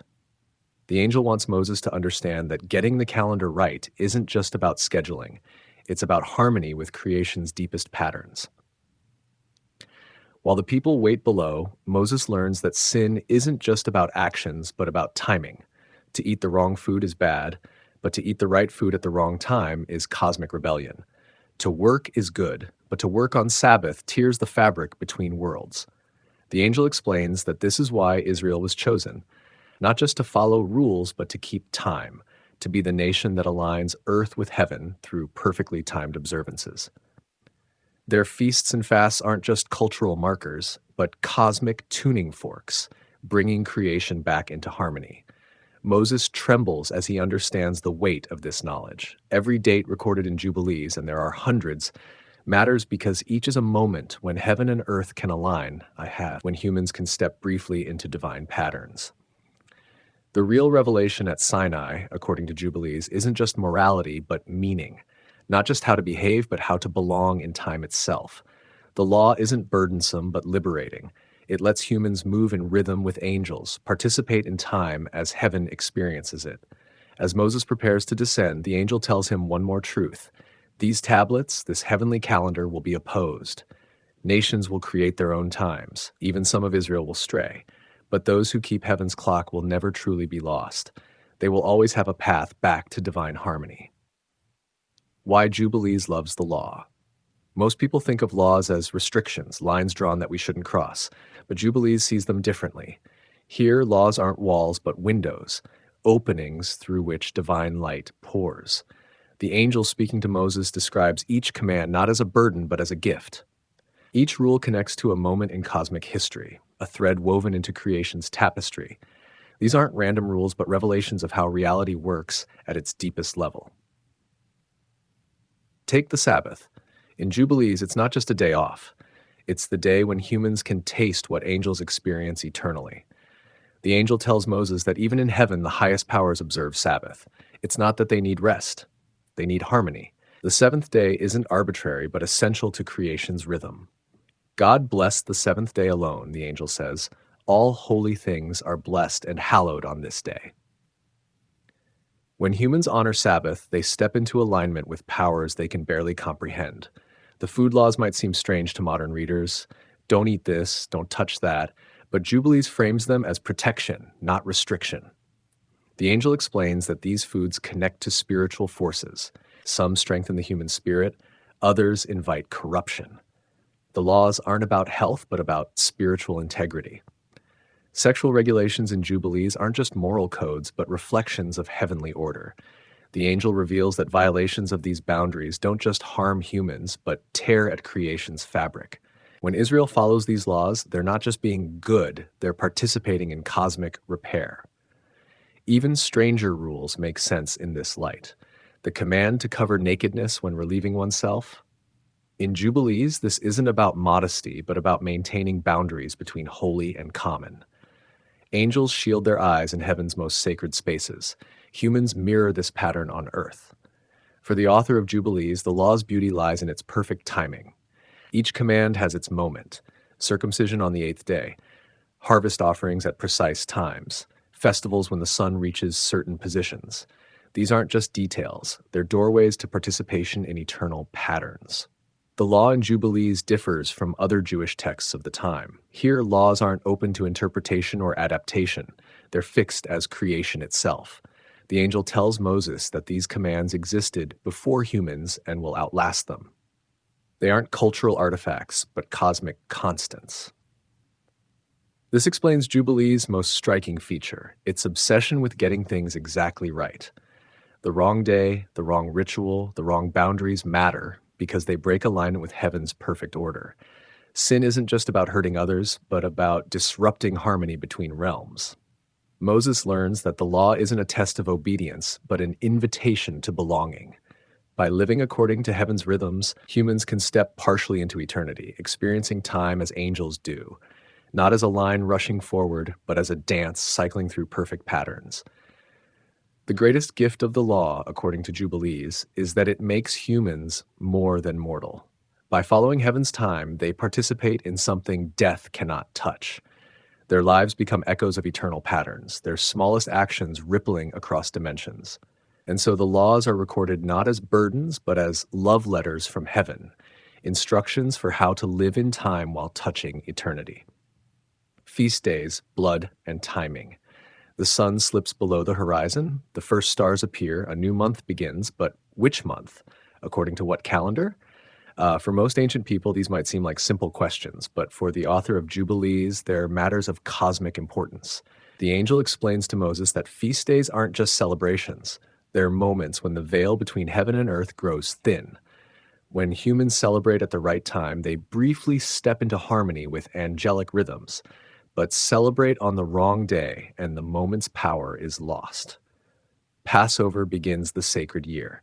The angel describes how this feast doesn't just commemorate freedom, but actively channels its power. When families gather on the 14th day of the first month, not the 13th, not the 15th, they align with the moment when liberation's energy flows most strongly from heaven to earth. The timing must be precise. Jubilees insists on a 364-day solar year, not the lunar calendar many Jewish communities would later adopt. The angel warns Moses that following the moon leads to drift, to celebration on the wrong days, to cosmic misalignment. They will disturb the days, the angel says, and make a day of testimony something worthless and a profane day a feast. This isn't just calendar confusion, it's spiritual disaster. Blood plays a central role in these precisely timed feasts, not because heaven demands sacrifice, but because blood carries life's essence. When properly offered at the right moment, it becomes a conduit between worlds. The angel describes how the blood placed on doorposts at Passover forms an actual barrier against destructive forces. The Day of Atonement, Yom Kippur, receives special attention. The angel tells Moses that this isn't just about forgiveness, but about cosmic cleansing. On this day, heaven's courts are most accessible. Prayers rise more directly, but pray on the wrong day, and those prayers find closed gates. Tabernacles, the Feast of Booths, connects humans to their wandering ancestors. But more importantly, it connects them to the early days of creation, when boundaries between heaven and earth were newer and thinner. Building temporary shelters isn't symbolic, it's participatory. Humans briefly live as Adam did, more directly under heaven's gaze. First fruits, Pentecost, new moons, each feast creates a specific bridge between worlds, but only when observed at the exact right time. Jubilees treats these moments as physical realities, not just cultural memories. The angel warns Moses about a future problem. Some will follow a lunar calendar of 354 days. This seems small, just 10 days difference per year. But these errors accumulate. Feasts drift through seasons, alignments break, heaven's gates open, but no one stands ready to walk through. For the author of Jubilees, these calendar disputes aren't academic debates, but spiritual warfare. The forces opposing God's order, led by Mastema, actively work to confuse the times and seasons. When Israel follows the wrong calendar, they unknowingly serve confusion's prince. This explains Jubilee's harsh language about calendar keepers who forget the right timing. They aren't just making mistakes, they're breaking the covenant at its core. True faithfulness isn't just about what you do, but when you do it. Blood, timing, and covenant twine together in Jubilee's understanding of feast days. These aren't just holidays, but holy days, moments when eternity touches time, when human celebration harmonizes with angelic worship, when the barriers between worlds grow momentarily thin. And so the feasts become more than memory. They become medicine for a broken world, realigning creation with Creator through the power of perfect timing. Mastema's final tricks. While Moses receives heaven's perfect calendar on the mountain, darkness gathers below. The angel reveals to him that Mastema, heaven's great accuser, has not been idle. As divine order is being explained above, chaos is being sown below. Jubilees offers a unique vision of spiritual warfare. Mastema isn't presented as God's equal opposite, not quite Satan as later traditions would know him. He's more like a prosecuting attorney who's grown too fond of convicting the accused. Originally tasked with testing humans, he's developed a taste for their failure. The angel tells Moses how Mastema approaches God's throne with accusations against Israel. See how quickly they turn aside, he argues. They aren't worthy of your law. But his deeper game is more subtle. He works to confuse the times and seasons, to blur the calendar lines that connect earth to heaven. When the people grow restless at the mountain's base, Mastema sees opportunity. He whispers doubts. Moses has been gone too long. The timing is wrong. The wait has exceeded what was promised. Temporal confusion leads to spiritual rebellion. The golden calf doesn't just represent idolatry in Jubilees. It represents a break in time itself, a human attempt to create their own religious schedule rather than waiting for heaven's appointed moment. And this, the angel explains, is Mastema's specialty, not just tempting people to do wrong things, but to do things at wrong times. But Mastema's influence extends beyond this moment. The angel reveals his pattern through history, always appearing at transitions, at boundary moments, at times when heaven's clock strikes important hours. Remember Abraham's near sacrifice of Isaac? Jubilees reveals that Mastema challenged God. This man loves his son. Ask for the boy as a burnt offering. He'll refuse. Testing Abraham wasn't originally God's idea, but came from the accuser's suggestion. When Jacob wrestled until daybreak, his opponent wasn't just a mysterious figure, but one of Mastema's agents, trying to prevent him from entering the promised land on heaven's timetable. Even the Egyptian magicians who mimicked Moses' first signs weren't just skilled humans, but men drawing on Mastema's limited power. The angel explains that Mastema can copy divine work, but never create originally. He can only distort what God has made. The plagues of Egypt weren't just about freeing Israel, but about binding Mastema. The angel reveals that after the early contests between Moses and the magicians, God allows Mastema to be bound for a time, limiting his interference in the Exodus. His temporary restraint explains why the later plagues met no magical resistance.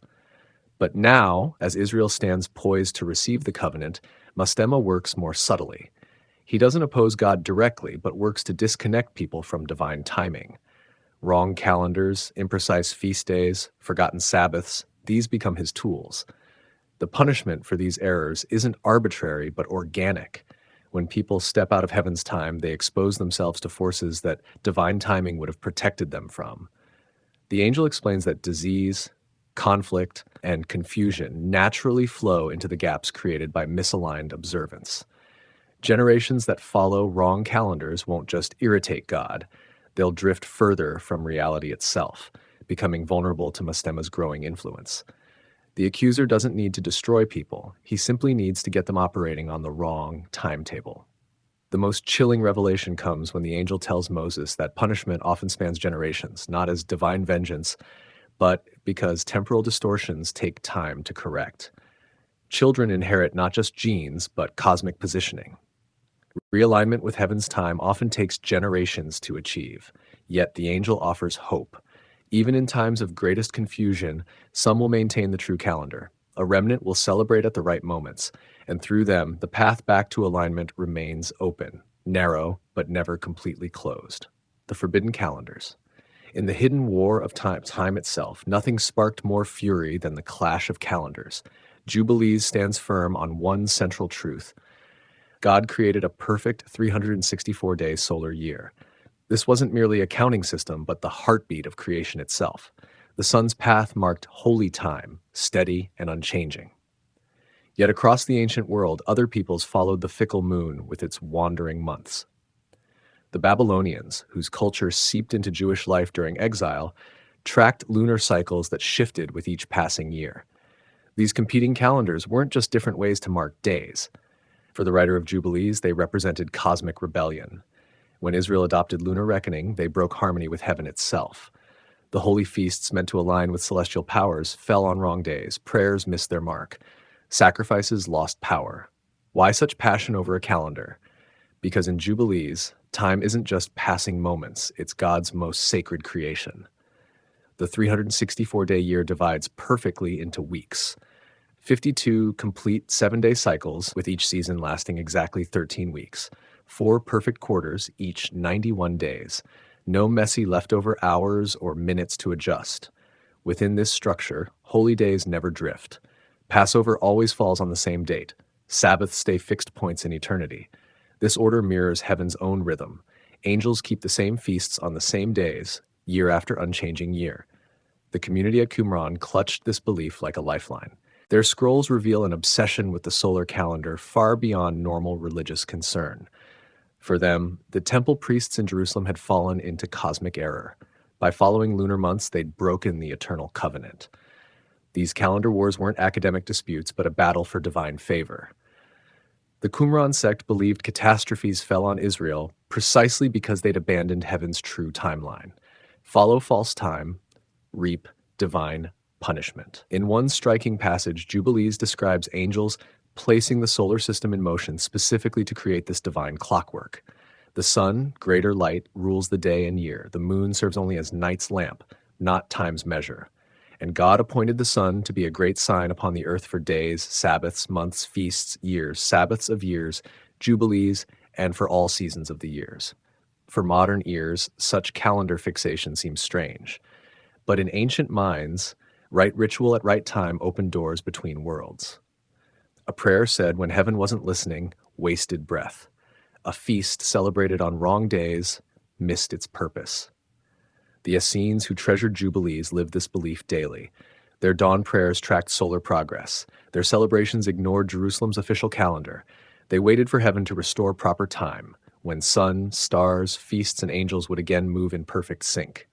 This battle over time didn't end with ancient sects. It echoes through religious history whenever groups claim special insight into divine timing. The calendar remains a powerful symbol of who controls sacred rhythm: priests, prophets, or the voice of tradition.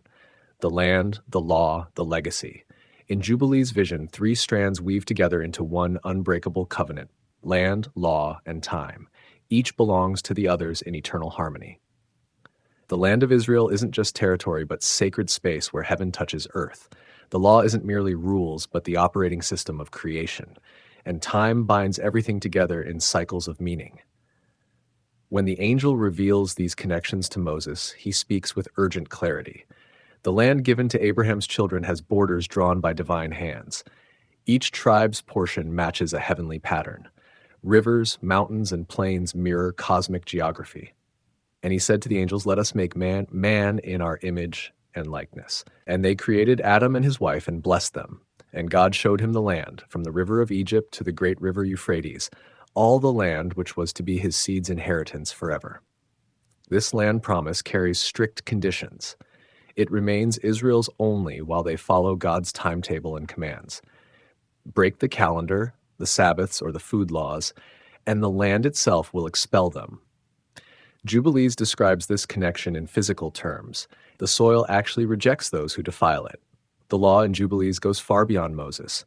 It existed before creation, written on heavenly tablets by God's own hand. Angels follow these same commands. Adam knew them in Eden. Abraham observed them centuries before Sinai. The patriarchs weren't fumbling toward truth, but kept the full law through angelic teaching. This eternal view of Torah challenges later rabbinic innovations. For Jubilees, no human court can adjust divine law. No emergency suspends Sabbath rules. The commands stand fixed like stars, unchanging reference points in a shifting world. Most striking is how Jubilees connects Israel's national story to cosmic stakes. Their keeping or breaking covenant doesn't just affect their prosperity, but determines creation's fate. When they follow holy time and law, harmony flows through all realms. When they rebel, chaos threatens even angelic spheres. The writer frames this responsibility as both burden and glory. Israel alone carries knowledge of true time. They alone preserve the rhythms that sustain worlds. Their priests serve alongside heavenly counterparts. Their festivals open gates between dimensions. This legacy passes down through blood and teaching. Jubilees traces careful genealogies, showing how covenant knowledge traveled from father to son. Abraham blesses Jacob, not Esau, because only Jacob will preserve the calendar. Joseph resists Egypt's temptations to keep time truth alive. For modern readers seeking ancient wisdom, this interweaving of land, law, and legacy reveals religion's deepest roots. Before theology came these primal connections: holy space, sacred rhythm, and the chain of memory linking generations. Jubilees offers not just rules, but a complete vision of human purpose in cosmic order. The prophecy of apostasy, as Moses receives these heavenly revelations, the angel's voice turns somber. With perfect clarity, he unfolds Israel's future failures. Though they've witnessed God's power at the sea in Sinai, they will not remain faithful. Though they carry time's secrets and law's wisdom, they will turn aside. This prophecy isn't vague warning, but precise foreknowledge. Israel will enter the promised land. They'll enjoy prosperity. Then slowly, generation by generation, they'll forget heaven's calendar. They'll adopt foreign ways. They'll break Sabbaths, eat forbidden foods, intermarry with nations who follow false gods and false time. And they will forget all my law and all my commandments and all my judgments, and will go astray concerning new moons, Sabbaths, festivals, jubilees, and ordinances. The angel doesn't speak with anger, but with sorrow, like a parent who sees their child's painful path ahead. This falling away isn't sudden rebellion, but slow drift, like a boat untethered from shore. First, they'll keep the feasts on wrong days, then they'll neglect them entirely. Finally, they'll forget why these rhythms mattered at all. Divine response follows in measured steps. Warnings come through prophets. When those go unheeded, foreign oppressors arrive. The temple, center of right timing and sacrifice, falls to enemies. The land, linked to covenant keeping, expels its people into exile. Yet, even in this dark forecast shines a thread of hope. The apostasy, though certain, isn't final. After punishment comes restoration. A faithful remnant preserves true knowledge through the darkest times. They return to the calendar of their fathers. They rebuild broken altars. They recalculate holy time. And after this, they will turn to me from among the nations with all their heart and with all their soul and with all their strength, and I will gather them from among all the nations. This cycle of faithfulness, falling away, and return shapes Jubilee's view of history. It's not linear progress, but spiral movement away from and back to covenant truth. Each generation faces the same choice as their ancestors, to follow heaven's rhythm or the world's. For the book's original readers, likely living through cultural pressures under Greek or early Roman rule, this prophecy offered both warning and comfort. Their struggles weren't unique, but part of an ancient pattern. Their choices carried the same weight as their forefathers. And faithful keeping of the solar calendar wasn't outdated tradition, but revolutionary resistance against cosmic error. The prophecy ends with ultimate restoration. Though humans falter, divine purpose doesn't. The covenant, written in stars and seasons, outlasts human weakness. Time itself leads back to harmony between heaven and earth. The final generations, as the angel's voice grows more intense, he lifts the veil on time's final chapters. The story moves beyond Israel's cycles of faith and failure to glimpse creation's culmination. These passages shimmer with apocalyptic hope. History has a direction, an ending, a purpose. Time itself will fold back toward its beginning. The human lifespan, shortened after Eden's loss, will gradually lengthen again. Children born in these final days will grow gray-haired in wisdom, seeing 1,000 years pass. Disease will retreat. The earth will yield abundance without painful labor. And in those days, children will begin to study the laws and to seek the commandments and to return to the path of righteousness. Behind these earthly changes, vast movements unfold in spiritual realms. Angelic hosts gather like armies preparing for final battle.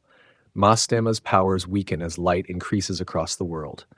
The careful barriers between heaven and earth, maintained since Adam's exile from Eden, grow thin. These aren't instant changes, but gradual transformations across generations. Jubilees sees redemption working through natural processes, not sudden rupture. Families teach forgotten wisdom. Communities rebuild covenant practices. The true calendar spreads slowly, realigning human activity with celestial harmony. Yet alongside this gentle restoration comes judgment. Those who cling to false time and corrupt practices face exclusion from the renewed world. The angel speaks of separation between faithful and unfaithful, between those who kept covenant memory alive and those who abandoned it. And the days shall begin to grow many and increase among the children of men, till their days draw near to 1,000 years, as it was before. Most striking is how this vision differs from later apocalyptic writings. There's no cosmic war, no destroying fire, no new heaven and earth. Instead, creation heals from within. The same sun and moon that witnessed Eden's morning will see paradise restored. The same land promised to Abraham welcomes his children home. The same law given at Sinai guides final generations. For listeners seeking ancient wisdom, this offers profound perspective on time itself. History isn't meaningless cycle or straight line progress, but spiral return to first truths. The future holds not alien wonders, but recovery of what was lost. The golden age lies not just behind, but ahead. In these final scenes, the boundaries between story and prophecy blur. The angel shows Moses these coming days as if they've already happened, recorded on heaven's tablets before creation began. From divine perspective, the last generation already exists alongside the first. The account ends not with detailed predictions, but with quiet confidence. The pattern set in stars and seasons cannot fail. The covenant written in heaven will find fulfillment on earth. Time itself serves divine purpose, carrying creation home. Jubilees disappears. After guiding Israel for centuries, the book of Jubilees faded from Jewish life like morning mist. Once revered alongside Torah in some communities, it slipped from canon to curiosity. This vanishing wasn't sudden but gradual eclipse as rabbinic Judaism took shape after Jerusalem's fall. The rabbis who rebuilt Jewish life after the temple's destruction faced urgent questions. How could covenant continue without sacrifice? How could holy time be marked without priests? Their answers shaped a more flexible, portable faith, one where prayer replaced offering, where study became highest worship. In this new world, Jubilee's rigid calendar seemed impractical. Its insistence that Sabbaths must always fall on the same dates of the year clashed with rabbinic calculations. Its claim that patriarchs followed the full law before Sinai undermined new interpretations. Most troubling, its heavenly tablets left little room for the oral Torah that rabbis saw as their special trust. And there was of old a strife on Mount Zion concerning the Sabbath day because they had forgotten the covenant and profaned the Sabbath. The Dead Sea community that treasured Jubilees didn't survive to champion its vision. Jerusalem's temples, both the official one and the Qumran sect's spiritual claim, lay in ruins. The calendar wars that once sparked passionate debate lost urgency in a world without altar fire. Meanwhile, early Christianity faced its own questions about Jewish law and time. Some groups might have treasured Jubilees briefly. Echoes of its unique stories appear in early Christian writings. But as the new faith spread among non-Jews, complicated calendar rules seemed less vital than simple gospel. The Eastern churches proved more welcoming. In Ethiopia especially, Jubilees found lasting home.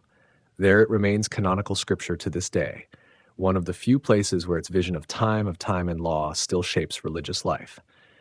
Ethiopian Christians preserved what others discarded, keeping alive this ancient voice. What caused this book's rejection in most Jewish and Christian circles? Perhaps its unbending calendar, impossible to follow in scattered communities. Perhaps its extreme purity concerns, difficult in daily life. Or perhaps its claim to angelic authority, challenging human leaders. More likely, Jubilees simply represented a road not taken. Its vision of unchanging law, written before creation and binding even angels, offered certainty but limited growth. The rabbinic path, where each generation interprets tradition anew, proved more adaptable to changing times. For 2,000 years, Jubilees slumbered in Ethiopian manuscripts, read only by scholars of obscure texts. Most Western Bibles omitted it entirely. Most religious communities forgot it existed. The book that claimed to hold time's secrets became itself a victim of time's passage, until desert caves yielded their treasures and ancient voices spoke again. Ethiopia keeps the flame. In the highlands of East Africa, where ancient churches dot the landscape and time seems to stand still, a remarkable thing happened. The Book of Jubilees never disappeared. While the rest of the world forgot this strange text, Ethiopia kept it close, treating it as sacred scripture for nearly 2,000 years. The Ethiopian Orthodox Tewahedo Church stands alone among Christian traditions in preserving Jubilees as canonical scripture. Their Bible, unlike any other in the world, includes this mysterious text alongside other books most Christians have never heard of. When you visit an Ethiopian church today and ask to see their scriptures, you'll find Jubilees there, quietly waiting as if it had never been lost at all. Why did Ethiopia embrace what others rejected? The answer lies partly in their isolation from the theological debates that shaped Western Christianity. Cut off from Rome and Constantinople by geography and Islamic expansion, Ethiopian Christianity developed its own path, preserving ancient traditions that vanished elsewhere. But there's more to this story than simple isolation. Ethiopian Christians found in Jubilees something that spoke deeply to their understanding of faith and time.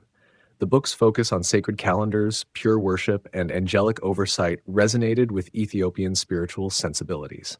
Its strict rules about purity and its cosmic vision of history matched how Ethiopian Christians saw the world. In Ethiopian tradition, Jubilees isn't called by that name. They know it as the Little Genesis, or sometimes the Book of Division. These names hint at how they understood its purpose, as a deeper, more detailed reading of creation and the patriarchs, with special attention to how time itself was divided and assigned. The survival of Jubilees in Ethiopia connects to another treasured text, the Keber Nagast, or Glory of Kings. This uniquely Ethiopian work tells the story of Solomon and the Queen of Sheba, claiming that their son Menelik brought the Ark of the Covenant to Ethiopia. The Keber Nagast shares with Jubilees a concern for divine election, sacred objects, and an unbroken chain linking heaven to earth. Ethiopian Orthodox priests still read from Jubilees during certain ceremonies, especially those marking transitions in time, New Year's, seasonal changes, and births.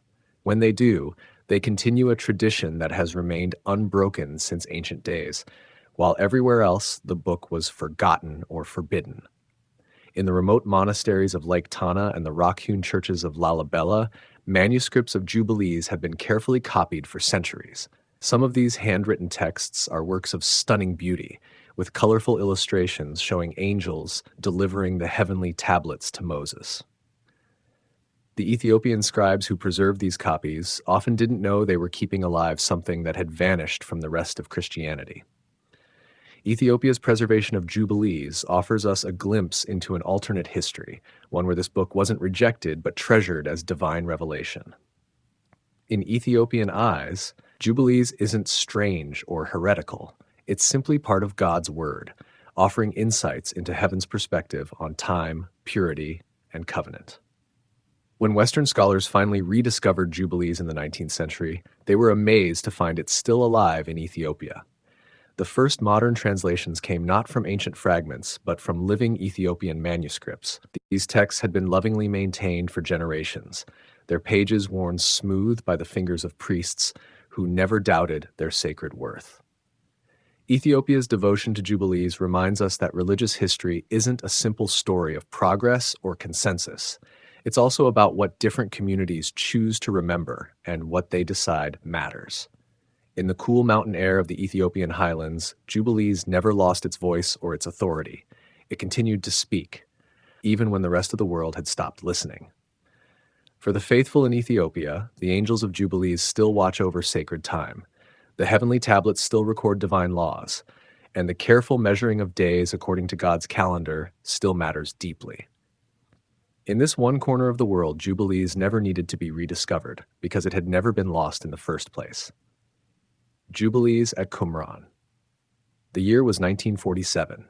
A young Bedouin shepherd tossed a stone into a cave near the Dead Sea and heard something crack. That unexpected sound led to one of the greatest archaeological finds of all time, the Dead Sea Scrolls. Hidden in clay jars and forgotten for 2,000 years, these ancient texts would revolutionize our understanding of early Judaism. And among the most cherished writings of this desert community was our mysterious book, Jubilees. At Qumran, where a community of Jewish sectarians lived in the desert awaiting the end times, Jubilees wasn't a forgotten oddity. It was central to their worldview. Archaeologists have found more copies of Jubilees at Qumran than almost any other non-biblical text. These people didn't just read Jubilees, they lived by it. The Qumran community, often identified with the ancient Jewish group called the Essenes, had separated themselves from mainstream Jewish life. They believed the Jerusalem temple had been corrupted and that true worship could only happen in their desert settlement. What drew them to Jubilees was its vision of perfect, divinely ordained time. The book's 364-day solar calendar became the heartbeat of their communal life. This calendar wasn't just a way to mark days, it was a religious statement. By following Jubilees' calendar, Rather than the lunar calendar used in Jerusalem, the Qumran community was declaring the temple authorities illegitimate. In their view, Jerusalem had fallen under the sway of false timekeeping, breaking covenant with heaven's ordained rhythms. Every festival, every Sabbath at Qumran followed Jubilee's timetable. Community members believed that by aligning themselves with this heavenly calendar, they were joining the angels in perfect worship. When they prayed or offered sacrifices, they did so at precisely the moments when the gates of heaven stood open, according to Jubilee's cosmic timetable. Fragments of Jubilees found in the caves reveal how carefully these texts were copied. Some scrolls show signs of frequent handling, their edges worn thin by fingers that turn these pages again and again. Other religious writings found at Qumran, like the Community Rule and the War Scroll, echo Jubilee's themes of cosmic dualism, angelic oversight, and predetermined history. The Qumran calendar reveals just how seriously they took Jubilees. Their year consisted of exactly 52 weeks, a perfect 364 days. Each season had 3 months of 30 days, plus 1 extra day at the season's end. This perfect symmetry meant festivals always fell on the same day of the week, year after year. Sunday was always holy. Wednesday was always sacred. Time itself became a form of worship. For the Qumran community, this wasn't just about having a reliable calendar. It was about being in sync with heaven. They believed that when they celebrated Passover or the Day of Atonement on different days than Jerusalem did, they were the ones getting it right. The angels, they were certain, were celebrating alongside them, while the corrupt priests in Jerusalem had fallen out of step with cosmic time. In the dry desert air, these scrolls survived for 2 millennia, waiting to tell us their story. When scholars finally pieced together the fragments, they realized that what they were seeing was nothing less than a calendrical war, a battle over who controlled sacred time. Jubilees stood at the center of this conflict, offering divine authority to those who felt the mainstream had lost its way. What's striking about the Qumran texts is how they reveal a community that didn't just read Jubilees as an interesting historical document. They saw it as living scripture, more authoritative in some ways than parts of the Torah itself. The book's strict rules about purity, its emphasis on predestined events, and its focus on angelic guidance became pillars of daily life by the Dead Sea. The discovery of Jubilees at Qumran changed how scholars understood both the book and the community. Here was proof that Jubilees wasn't a marginal text, but a central one for at least some ancient Jews.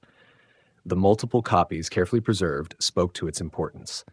For the people who hid these scrolls, Jubilees wasn't just a book, it was a way of life, a connection to heaven's perfect order in a world they saw as increasingly chaotic. In the silence of the Judean desert, where stars shine with unusual clarity, the Qumran community lived by Jubilee's cosmic clock. They believed themselves to be the true Israel, the remnant keeping faith while others strayed. And central to that faith was the conviction that time itself was sacred, not just how you used it, but how you counted it. In the end, they hid their precious scrolls, perhaps hoping someone in the future would understand what they had tried to preserve. The rebellion of the scholars. For centuries, Jubilees slept in the dust, forgotten by almost everyone. Then came the age of modern scholarship, when curious minds began to search for lost voices from the past. In the mid-19th century, European travelers to Ethiopia brought back strange manuscripts. Among them, copies of a book most Western scholars had never heard of. The Book of Jubilees had re-entered the academic world. At first, these scholars didn't know what to make of this strange text. Was it ancient or medieval, Jewish or Christian, original or derivative?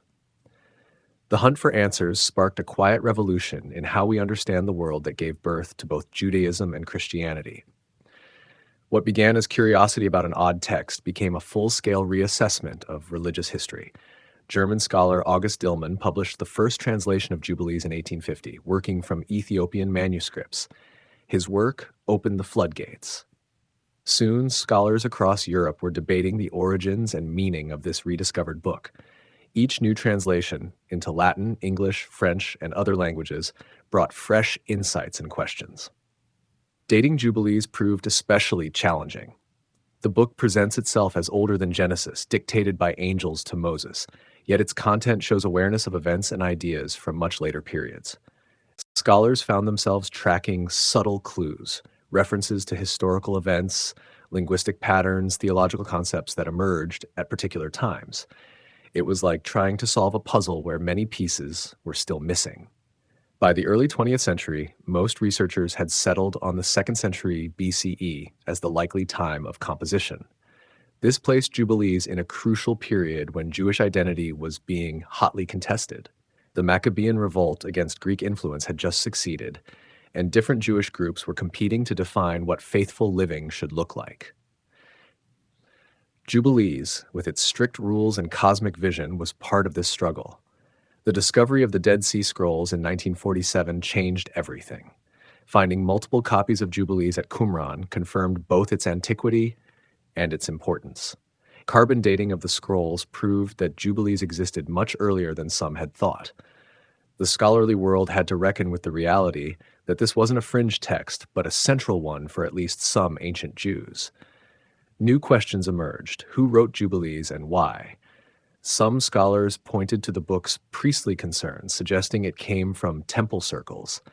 Others noted its similarities to apocalyptic literature, connecting it to visionary groups on Judaism's margins.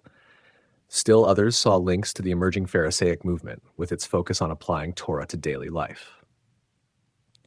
The debate over Jubilees' origin became part of a larger scholarly rebellion against old ways of understanding ancient Judaism. For generations, scholars had viewed ancient Jewish thought through the lens of later rabbinic Judaism, assuming a relatively straight line of development. Jubilees helped shatter this oversimplified picture, revealing a world of competing Jewish voices, each with their own vision of covenant life. By the late 20th century, Jubilees had moved from obscurity to prominence in the study of Second Temple Judaism. Whole conferences were devoted to its content. Doctoral dissertations explored its themes. New translations appeared regularly, each trying to capture its distinctive voice more accurately. A book once dismissed as a curious footnote had become central to understanding the world that produced both rabbinic Judaism and early Christianity. Perhaps the most heated debate centered on what scholars called pseudepigrapha, ancient texts written in the name of revered figures from the past. Jubilees claims Moses as its receiver, though it was written centuries after him. Some researchers dismissed such works as forgeries, while others argued they represented a different understanding of authorship, where channeling the spirit of an ancient figure was more important than historical accuracy. Through all these scholarly debates, something remarkable happened. Jubilees began to speak again after centuries of silence. Its distinctive voice, concerned with precise timekeeping, cosmic order, and strict boundaries, added a crucial perspective to our understanding of the fertile, chaotic period that gave birth to the religious traditions that still shape our world.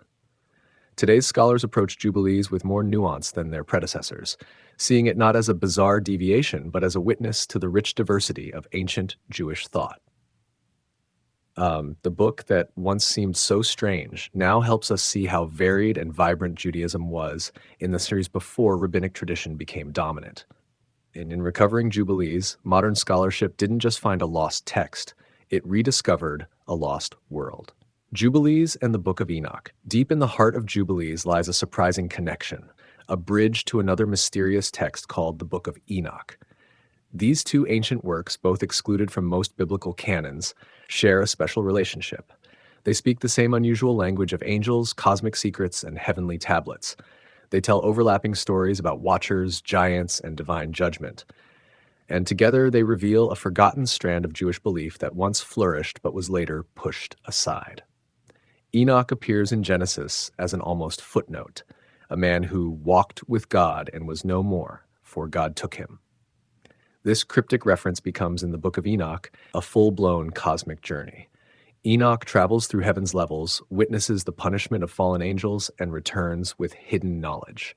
Jubilees takes this expanded story of Enoch and weaves it seamlessly into its retelling of Genesis, giving him a central role as the first human to understand heaven's calendars. In Jubilees, Enoch becomes the first man to fully grasp sacred time. He doesn't just observe the heavenly cycles, he records them, becoming the original astronomer priest. The book tells us He was the first among men who learned writing and knowledge and wisdom, and who wrote down in a book the signs of heaven according to their months. This vision of Enoch as cosmic secretary echoes throughout the book of Enoch itself. Both texts share a fascination with a particular group of angels called Watchers. In their telling, these heavenly beings were assigned to watch over humanity but fell from grace when they desired human women. Their illicit unions produced giants who brought violence and chaos to the earth.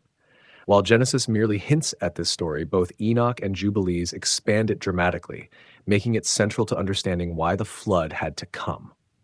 The shared cosmology of these books reveals a world where angels and demons actively shape human history. Both texts describe an angel named Azazel or Asael who teaches forbidden knowledge to humans: metalworking, weapon making, cosmetics, and other arts that lead people away from simple piety. Both also feature an angel named Mastema, a Satan-like figure who accuses humans before God and tests their faithfulness. Perhaps most striking is how both books describe time and history as predetermined, written on heavenly tablets long before events unfold on earth. In this view, nothing happens by chance. Each event, each turn in human affairs follows a script already inscribed in heaven. This deterministic vision offers both comfort and challenge. Comfort that God remains in control, challenge in the limited space it leaves for human freedom. Modern scholars have coined the term Enochic Judaism to describe the worldview these texts represent. This perspective emphasizes cosmic dualism, angelic revelation, astronomical precision, and predetermined history. It differs in key ways from the Judaism that eventually became dominant after the destruction of the temple in 70 CE. In Enochic Judaism, the temple calendar is secondary to heaven's perfect timetable, and Moses shares authority with other revealers like Enoch. The relationship between Jubilees and Enoch raises fascinating questions about influence and origins. Did one borrow from the other? Did both draw on older traditions now lost to us? Were they products of the same community? Scholars continue to debate these questions, but most agree that these texts represent a shared intellectual world, one where heaven's secrets were available to those with the wisdom to receive them. Both books show special interest in a perfectly ordered universe where everything has its place and time. Their angels aren't just messengers, but cosmic administrators, each with specific duties in maintaining world order. Their demons aren't just tempters, but systematic opponents of divine harmony. And their humans aren't just moral agents, but players in a cosmic drama whose script was written before time began. This shared vision helps explain why both books eventually fell out of favor with Rabbinic Judaism and most of Christianity. Their elaborate angelology, their determinism, and their claims to revelation beyond the Torah didn't fit well with emerging orthodoxies. As Judaism rebuilt itself after the temple's destruction, and as Christianity defined its boundaries, texts like Jubilees and Enoch were increasingly viewed with suspicion. Yet these books never fully disappeared. They survived in places like Ethiopia and in fragments hidden in desert caves. Their ideas echoed in later mystical traditions, in apocalyptic movements, and in folk beliefs about angels and demons. Even when officially excluded, their cosmic vision continued to speak to people drawn to a more mystical, determined understanding of time and history. Today, reading Jubilees alongside Enoch helps us recover this lost strand of ancient thought, a perspective that sees human history as deeply embedded in cosmic patterns, where angels and demons battle over human destiny, and where heaven's perfect order stands as the model for life on earth. Together, they remind us that the religious world that produced both Judaism and Christianity was far more diverse and complex than later traditions often acknowledged. Jubilees and the Gospels. When the first followers of Jesus began writing down his story, they weren't creating something entirely new. They were adding to an ongoing conversation about God's work in history. And though they might not have known it, some of the ideas they wove into their Gospels echoed themes from the book of Jubilees. These quiet connections help us see how early Christian thought grew from the rich soil of diverse Jewish traditions. The Gospel writers never directly quote Jubilees, yet their work shows traces of similar concerns about sacred time, angelic guidance, cosmic conflict, and the fulfillment of ages-old plans. These parallels don't mean the gospel authors necessarily read Jubilees. Rather, they suggest that both Jubilees and the Gospels drew from shared streams of Jewish thought that were flowing in the first century. Consider how Matthew begins his Gospel, with a carefully structured genealogy dividing history into 3 sets of 14 generations. This isn't just a family tree, it's a statement about time having meaningful patterns. The author sees Jesus arriving at precisely the right moment in a divinely orchestrated timeline.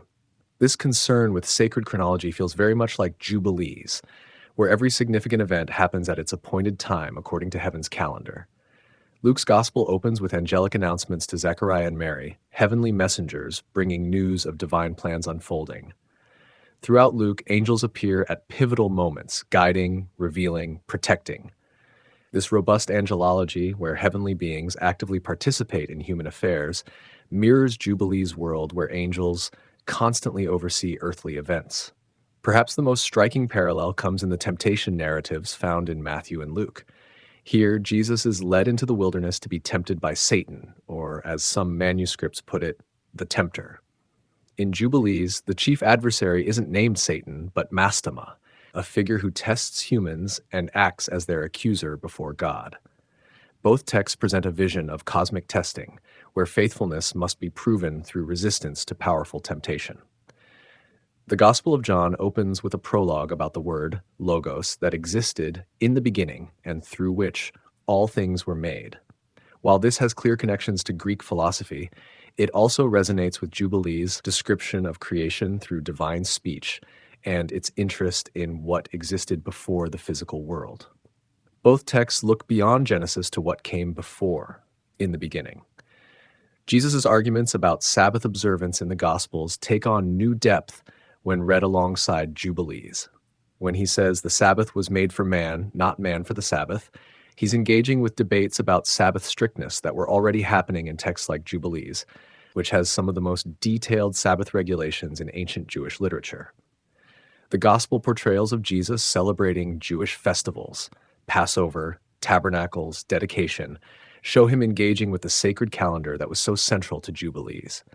When John's Gospel emphasizes that certain events happen during specific festivals, it's tapping into the same sensitivity to sacred timing that permeates Jubilees. Even the Gospel emphasis on Jesus as fulfilling Scripture follows a pattern similar to how Jubilees presents events as fulfilling what was written on heavenly tablets. Both see history as the unfolding of what was already determined, though the Gospels place more emphasis on human response within that unfolding plan. These parallels don't mean early Christians were secret readers of Jubilees. Rather, they suggest that the religious world that produced both Jubilees and early Christianity shared certain concerns about time, purity, cosmic conflict, and divine planning. Ideas that appear in Jubilees weren't isolated oddities, but part of the intellectual atmosphere that early Christians breathed. Understanding these connections helps us see the Gospels not as complete breaks from Jewish tradition, but as creative reinterpretations within it. The early followers of Jesus weren't rejecting Jewish ideas, but reshaping them around their experience of him. And some of the ideas they were reshaping had already found expression in texts like Jubilees. The subtle echoes between Jubilees and the Gospels remind us that boundaries between religious groups were more fluid than we often imagine. Ideas flowed back and forth between different Jewish communities. Concepts that seemed distinctive to one group often appeared in modified form among others. The Gospel writers drew from this common pool of ideas even as they created something new. For modern readers, these connections offer a richer understanding of both texts. Jubilees helps us see the Jewish thought world that shaped early Christianity, and the Gospels show how ancient ideas could be reimagined in light of new experiences. Together, they reveal the complex, creative dialogue that has always characterized religious thought. In the end, perhaps what links Jubilees and the Gospels most deeply is their shared conviction that human history isn't random. Both see time as meaningful, moving toward fulfillment of divine purposes. Both believe heaven and earth are connected by more than occasional miracles, and both trust that behind the chaos of human events lies a pattern, a script written by the same hand that created the stars. Jubilees and modern fundamentalism. In tucked away corners of our world, hidden from mainstream view, small groups of believers have rediscovered the Book of Jubilees. They've dusted off its ancient pages and found something that speaks to their hearts. These are folks who feel the modern world has gone astray, who long for clear rules and divine order in a chaotic time. What draws them to this ancient text? For many, it's the precision. Jubilees offers what many religious texts don't: exact dates, specific rules, and a cosmic timetable. In a world where truth seems slippery, Jubilees feels solid. It maps out history from start to finish with heavenly authority. Some groups have even rebuilt their lives around the 364-day calendar. They mark their days not by our modern calendar, but by the one they believe God gave to Moses on Mount Sinai. Each week flows perfectly, 52 weeks of exactly 7 days each. The sun, not the moon, guides their holy days. They see our modern calendars as tools of confusion, created to pull us from divine rhythms. The world wants you lost in time, one leader told his followers, but God wants you synchronized with heaven. These communities often keep to themselves. They build farms away from cities, raise children in the old ways, and wait for signs from above. They watch the skies not just for weather, but for cosmic messages. The stars aren't just distant suns to them. They're heavenly writing, telling stories only the faithful can read. What makes Jubilees so appealing to these groups isn't just its rules, but its warnings. The book speaks of how humans strayed from God's perfect order. It tells of angels keeping records of our failings.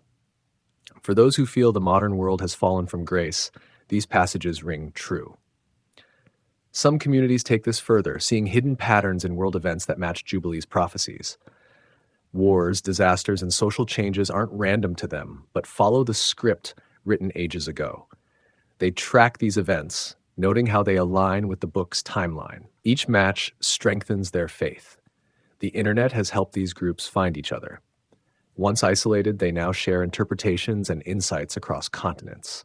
Online forums buzz with discussions about angelic hierarchies and heavenly tablets. Videos explain how to follow the true calendar. What was once knowledge held by a few has spread to many. Not all who embrace Jubilees live apart from society. Some hold regular jobs and raise families in suburbs while quietly following the book's teachings. They might celebrate different holy days than their neighbors or avoid certain foods on specific dates. From the outside, their lives look ordinary, but their inner worlds run on heavenly time. Critics worry about these movements. They point to the book's rigid rules and harsh judgments. Some see unhealthy control disguised as divine order. When leaders claim to understand God's timetable, followers sometimes make choices that harm themselves or others. Several groups have made failed predictions about the end times, leaving members devastated. Yet many find genuine peace in living by Jubilees' code. They speak of feeling aligned with something greater than themselves. Daily life gains meaning when each moment connects to cosmic patterns. Even simple acts like eating or resting become sacred when done according to heavenly law. One woman who grew up in such a community remembered, "We knew exactly who we were and where we belonged in God's plan. The world outside seemed lost, making up rules as they went along. We had certainty." What truly drives this renewed interest in Jubilees isn't just religious fervor, but a human need for meaning. In a world that changes faster each day, where traditions fade and new technologies reshape how we live, Jubilees offers an anchor. Its message is clear. There is a plan, there are rules, and heaven is watching. Whether seen as fringe believers or faithful keepers of ancient wisdom, these communities remind us how powerful old stories remain. They show how a text lost for centuries can find new life in modern hearts. The Book of Jubilees, once forgotten, now shapes lives again, proving that sacred words never truly die, they just wait to be rediscovered. The God who keeps time. Imagine the universe as a vast clock, its gears turning with perfect precision. Stars sweep across the night skies, seasons change without fail, and life follows its endless cycle of birth and death. At the center of this cosmic timepiece stands a watchmaker, the God of Jubilees. This isn't the distant creator who sets the world spinning and steps away, nor is it the emotional, sometimes angry deity of later scriptures. The God revealed in the book of Jubilees is the master of moments, the keeper of days, the one who counts each sunset and sunrise with careful attention. When we read Genesis, we find a God who creates with words. Let there be light. He says, Leah, and light appears. But in Jubilees, the same God doesn't just create, he schedules. Each element of creation arrives at its appointed time, marked on a divine calendar. Animals, plants, humans all make their entrance according to a script written before time began. For thus it is engraved and ordained on the heavenly tablets, Jubilees tells us again and again. These tablets, mentioned over 30 times in the text, are God's master plan, not just for what will happen, but when it must occur. What kind of deity counts days with such care? What does it mean to worship a God who tracks time? For the writers of Jubilees, this precision wasn't cold or mechanical, it was deeply reassuring. In an ancient world where life felt chaotic and empires rose and fell without warning, the idea of a God who kept perfect time meant nothing happened by chance. History wasn't random, but unfolded according to plan. Even suffering had its season, its marked place in the divine timetable. This God notices when we step outside his schedule. The text warns repeatedly about observing holy days at the wrong time, not just as a mistake, but as a serious offense. To follow a different calendar isn't just inconvenient, it means stepping outside God's ordained rhythm for human life. He who changes the days will be cut off, warns the angelic voice. To follow the wrong calendar is to live in a different reality than the one God created. Yet this timekeeper God isn't distant. He walks with Adam in Eden's garden. He speaks directly to Noah, Abraham, and Moses. He makes covenants, promises that span generations. The God of Jubilees is intimately involved with human affairs while maintaining cosmic order. This balance between closeness and order, between love and law, speaks to something deep in human hearts. We long for both freedom and structure, for divine love and cosmic meaning. The God of Jubilees offers both, though weighted heavily toward order. What would it mean to live with such a God watching over your days? To believe each sunrise isn't just another day, but a specific day, marked in heaven's ledger? For many ancient believers, this view brought comfort. Their lives gained meaning by connecting to heaven's timeline. Nothing was random, everything had purpose.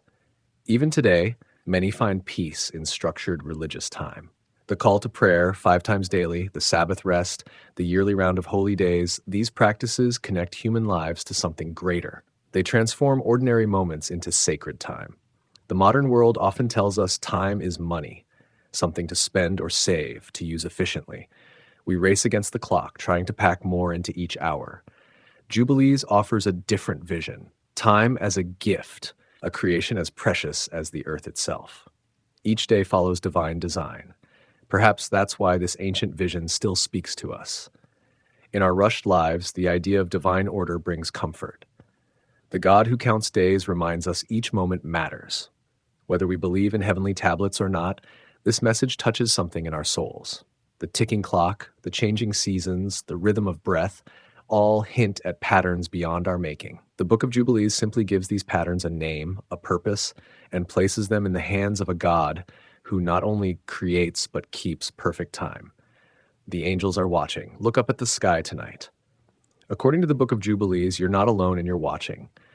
Eyes gaze back, not just stars, but angels assigned to every nation, every natural force, every human choice. They hover unseen, keeping records of all we do. This network of heavenly watchers forms one of Jubilees' most striking features. Unlike the sparse angel appearances in Genesis, Jubilees portrays a universe buzzing with spiritual beings. They're not just messengers, but active agents in creation, overseers of nature, and, most troubling, celestial spies. And he appointed spirits to rule over all, the text explains, listing angels over fire, wind, clouds, darkness, snow, hail, frost, even over the sounds that thunder makes. Nothing in nature operates without angelic direction. The world isn't a machine running on natural laws, but a living system managed by conscious beings. These angels don't just manage nature, they watch humans closely. Every good deed, every sin goes into their books. Nothing escapes their notice. They report directly to God, creating a celestial surveillance system that spans the globe. For the original readers, this vision brought both comfort and fear. Comfort in knowing the world wasn't chaos, but carefully managed. Fear in realizing every action had a witness, every sin a record keeper. But these angels aren't just passive observers. Some actively help humans stay on the right path. When Abraham rejects idol worship, angels guide him. When Noah needs to build the ark, heavenly beings provide instructions. The faithful never walk alone. Other angels bring trouble. Chief among these is Mastema, Jubilee's stand-in for Satan. He leads forces that tempt humans away from God's law. Unlike the subtle serpent in Genesis, Mastema operates openly, even challenging God directly. He requests permission to test humans, arguing they need to prove their faithfulness. This cosmic drama, angels of light versus angels of darkness, with humans caught in between, creates a different kind of spiritual landscape than Genesis presents. Humans aren't making free choices in a neutral world, but navigating a battlefield between opposing spiritual forces. What does this mean for human freedom? If angels monitor our every move and demons actively work to trip us up, how much choice do we really have? Jubilees doesn't fully answer this question, but it suggests our choices matter precisely because they're being recorded. In some ways, this angelic surveillance system feels unnervingly modern.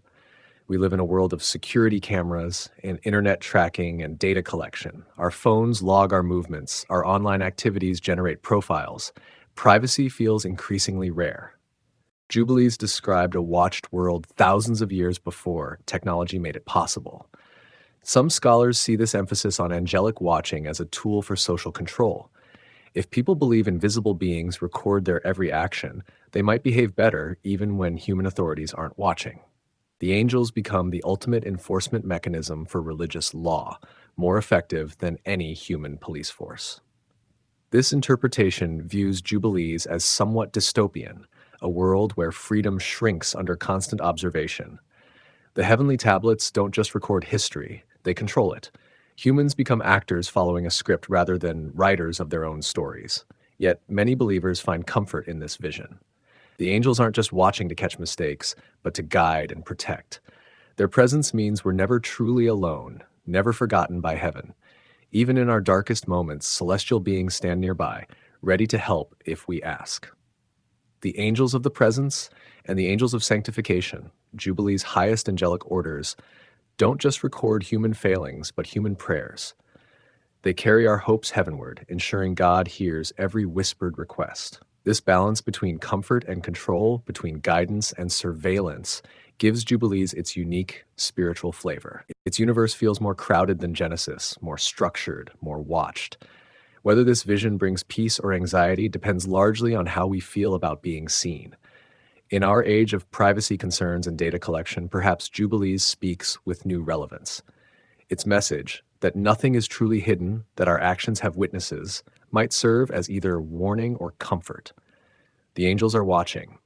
The question is, how does that make you feel? Time is a test. Time doesn't just pass in the Book of Jubilees, it tests us. Each day offers a choice. Will we align with heaven's rhythm or follow our own beat? Will we honor God's timetable or create our own calendar? These aren't just scheduling decisions, but spiritual crossroads. This view transforms ordinary days into moments of deep meaning. Tuesday isn't just Tuesday. It's the third day of the week God established at creation. A full moon isn't just a celestial event, it's a potential trap tempting believers to follow lunar calendars instead of the divine solar year. For the writers of Jubilees, getting the calendar right wasn't just about marking days correctly. It was about staying in step with heaven itself. Following the wrong calendar meant living in a different reality than the one God created, a dangerous spiritual territory where angels couldn't fully protect you. For there will be those who will make observations of the moon, the text warns, and this will disturb the seasons and make the years shorter. This isn't just astronomy, but apostasy, a turning away from divine order. The stakes couldn't be higher. Time itself becomes a test of faith, separating true believers from those who compromise. Those who pass this test prove themselves worthy of divine favor. Those who fail risk joining the ranks of the fallen, cut off from heaven's protection. This pressure creates a specific kind of spiritual psychology, one where believers live with constant awareness of time's sacred nature. Every sunset, every Sabbath, every festival becomes a chance to demonstrate faithfulness. The calendar isn't just a tool, but a spiritual discipline. Imagine living this way, waking each morning aware that today has been marked in heaven's tablets since before creation. Your alignment with cosmic time proves your devotion. Each holy day observed correctly brings you closer to angelic harmony. Each festival missed or marked at the wrong time pulls you toward chaos. For many believers, this framework brought comfort through structure. Human life gained meaning by connecting to eternal patterns. Daily routines weren't just habits, but sacred acts, linking earth to heaven. Time wasn't something that happened to you, but something you participated in mindfully. Modern psychology might see something different here: the anxiety of perfectionism, the weight of constant testing. When every day becomes a pass-fail spiritual exam, where's the room for grace? When calendar keeping determines salvation, what happens to those who make honest mistakes? Jubilees doesn't ignore these concerns entirely. It acknowledges human weakness while insisting on divine standards. The patriarchs in its stories sometimes fail God's tests yet receive second chances. Time tests humans, but also teaches them, giving opportunities to learn and grow.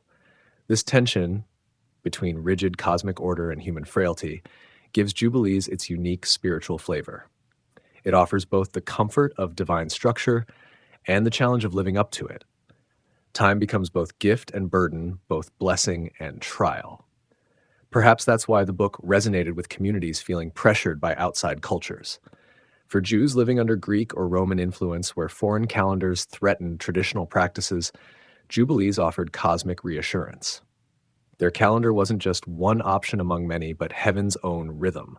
Defending it meant defending reality itself.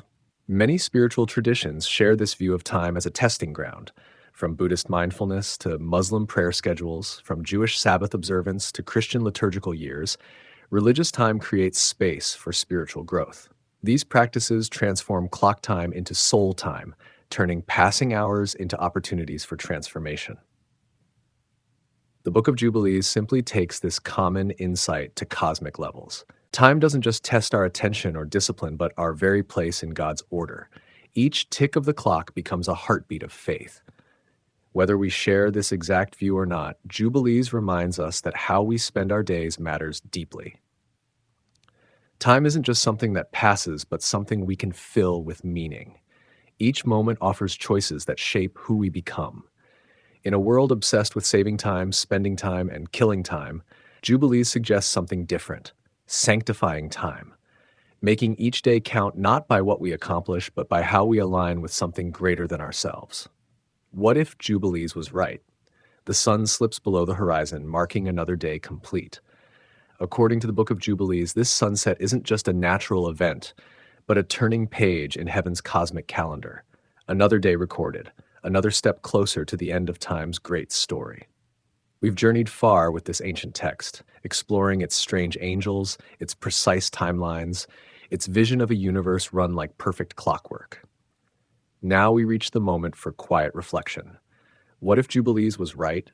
Not necessarily in every detail, not in its rigid calendar or its harsh judgments, but in its core insight that time unfolds according to a plan, that history has direction, that our days fit into patterns we didn't create but can discover. Modern science tells us the universe runs on laws. Gravity pulls, light travels, atoms bond in predictable ways. Is it so strange to imagine these physical laws mirror deeper patterns? That time itself follows a script written at creation? The writers of Jubilees believed the world makes sense, not just physically, but morally and spiritually. Events don't happen randomly, but fulfill purposes set long ago. Human lives aren't meaningless, but play roles in a cosmic drama. History isn't just one thing after another, but a story with beginning, middle, and end. This view offers comfort in troubled times. When the world seems chaotic, when violence and suffering appear random, Jubilees whispers, there is a plan. Even if we can't see it clearly, even if we don't understand its twists and turns, the story has an author who knows where it's heading. Of course, this comfort comes with challenges. If time runs on rails laid by divine will, what happens to human freedom? If angels record our every move according to heavenly expectations, how much choice do we really have? Jubilees doesn't fully resolve this tension. It presents humans making real choices while also suggesting these choices fulfill ancient prophecies.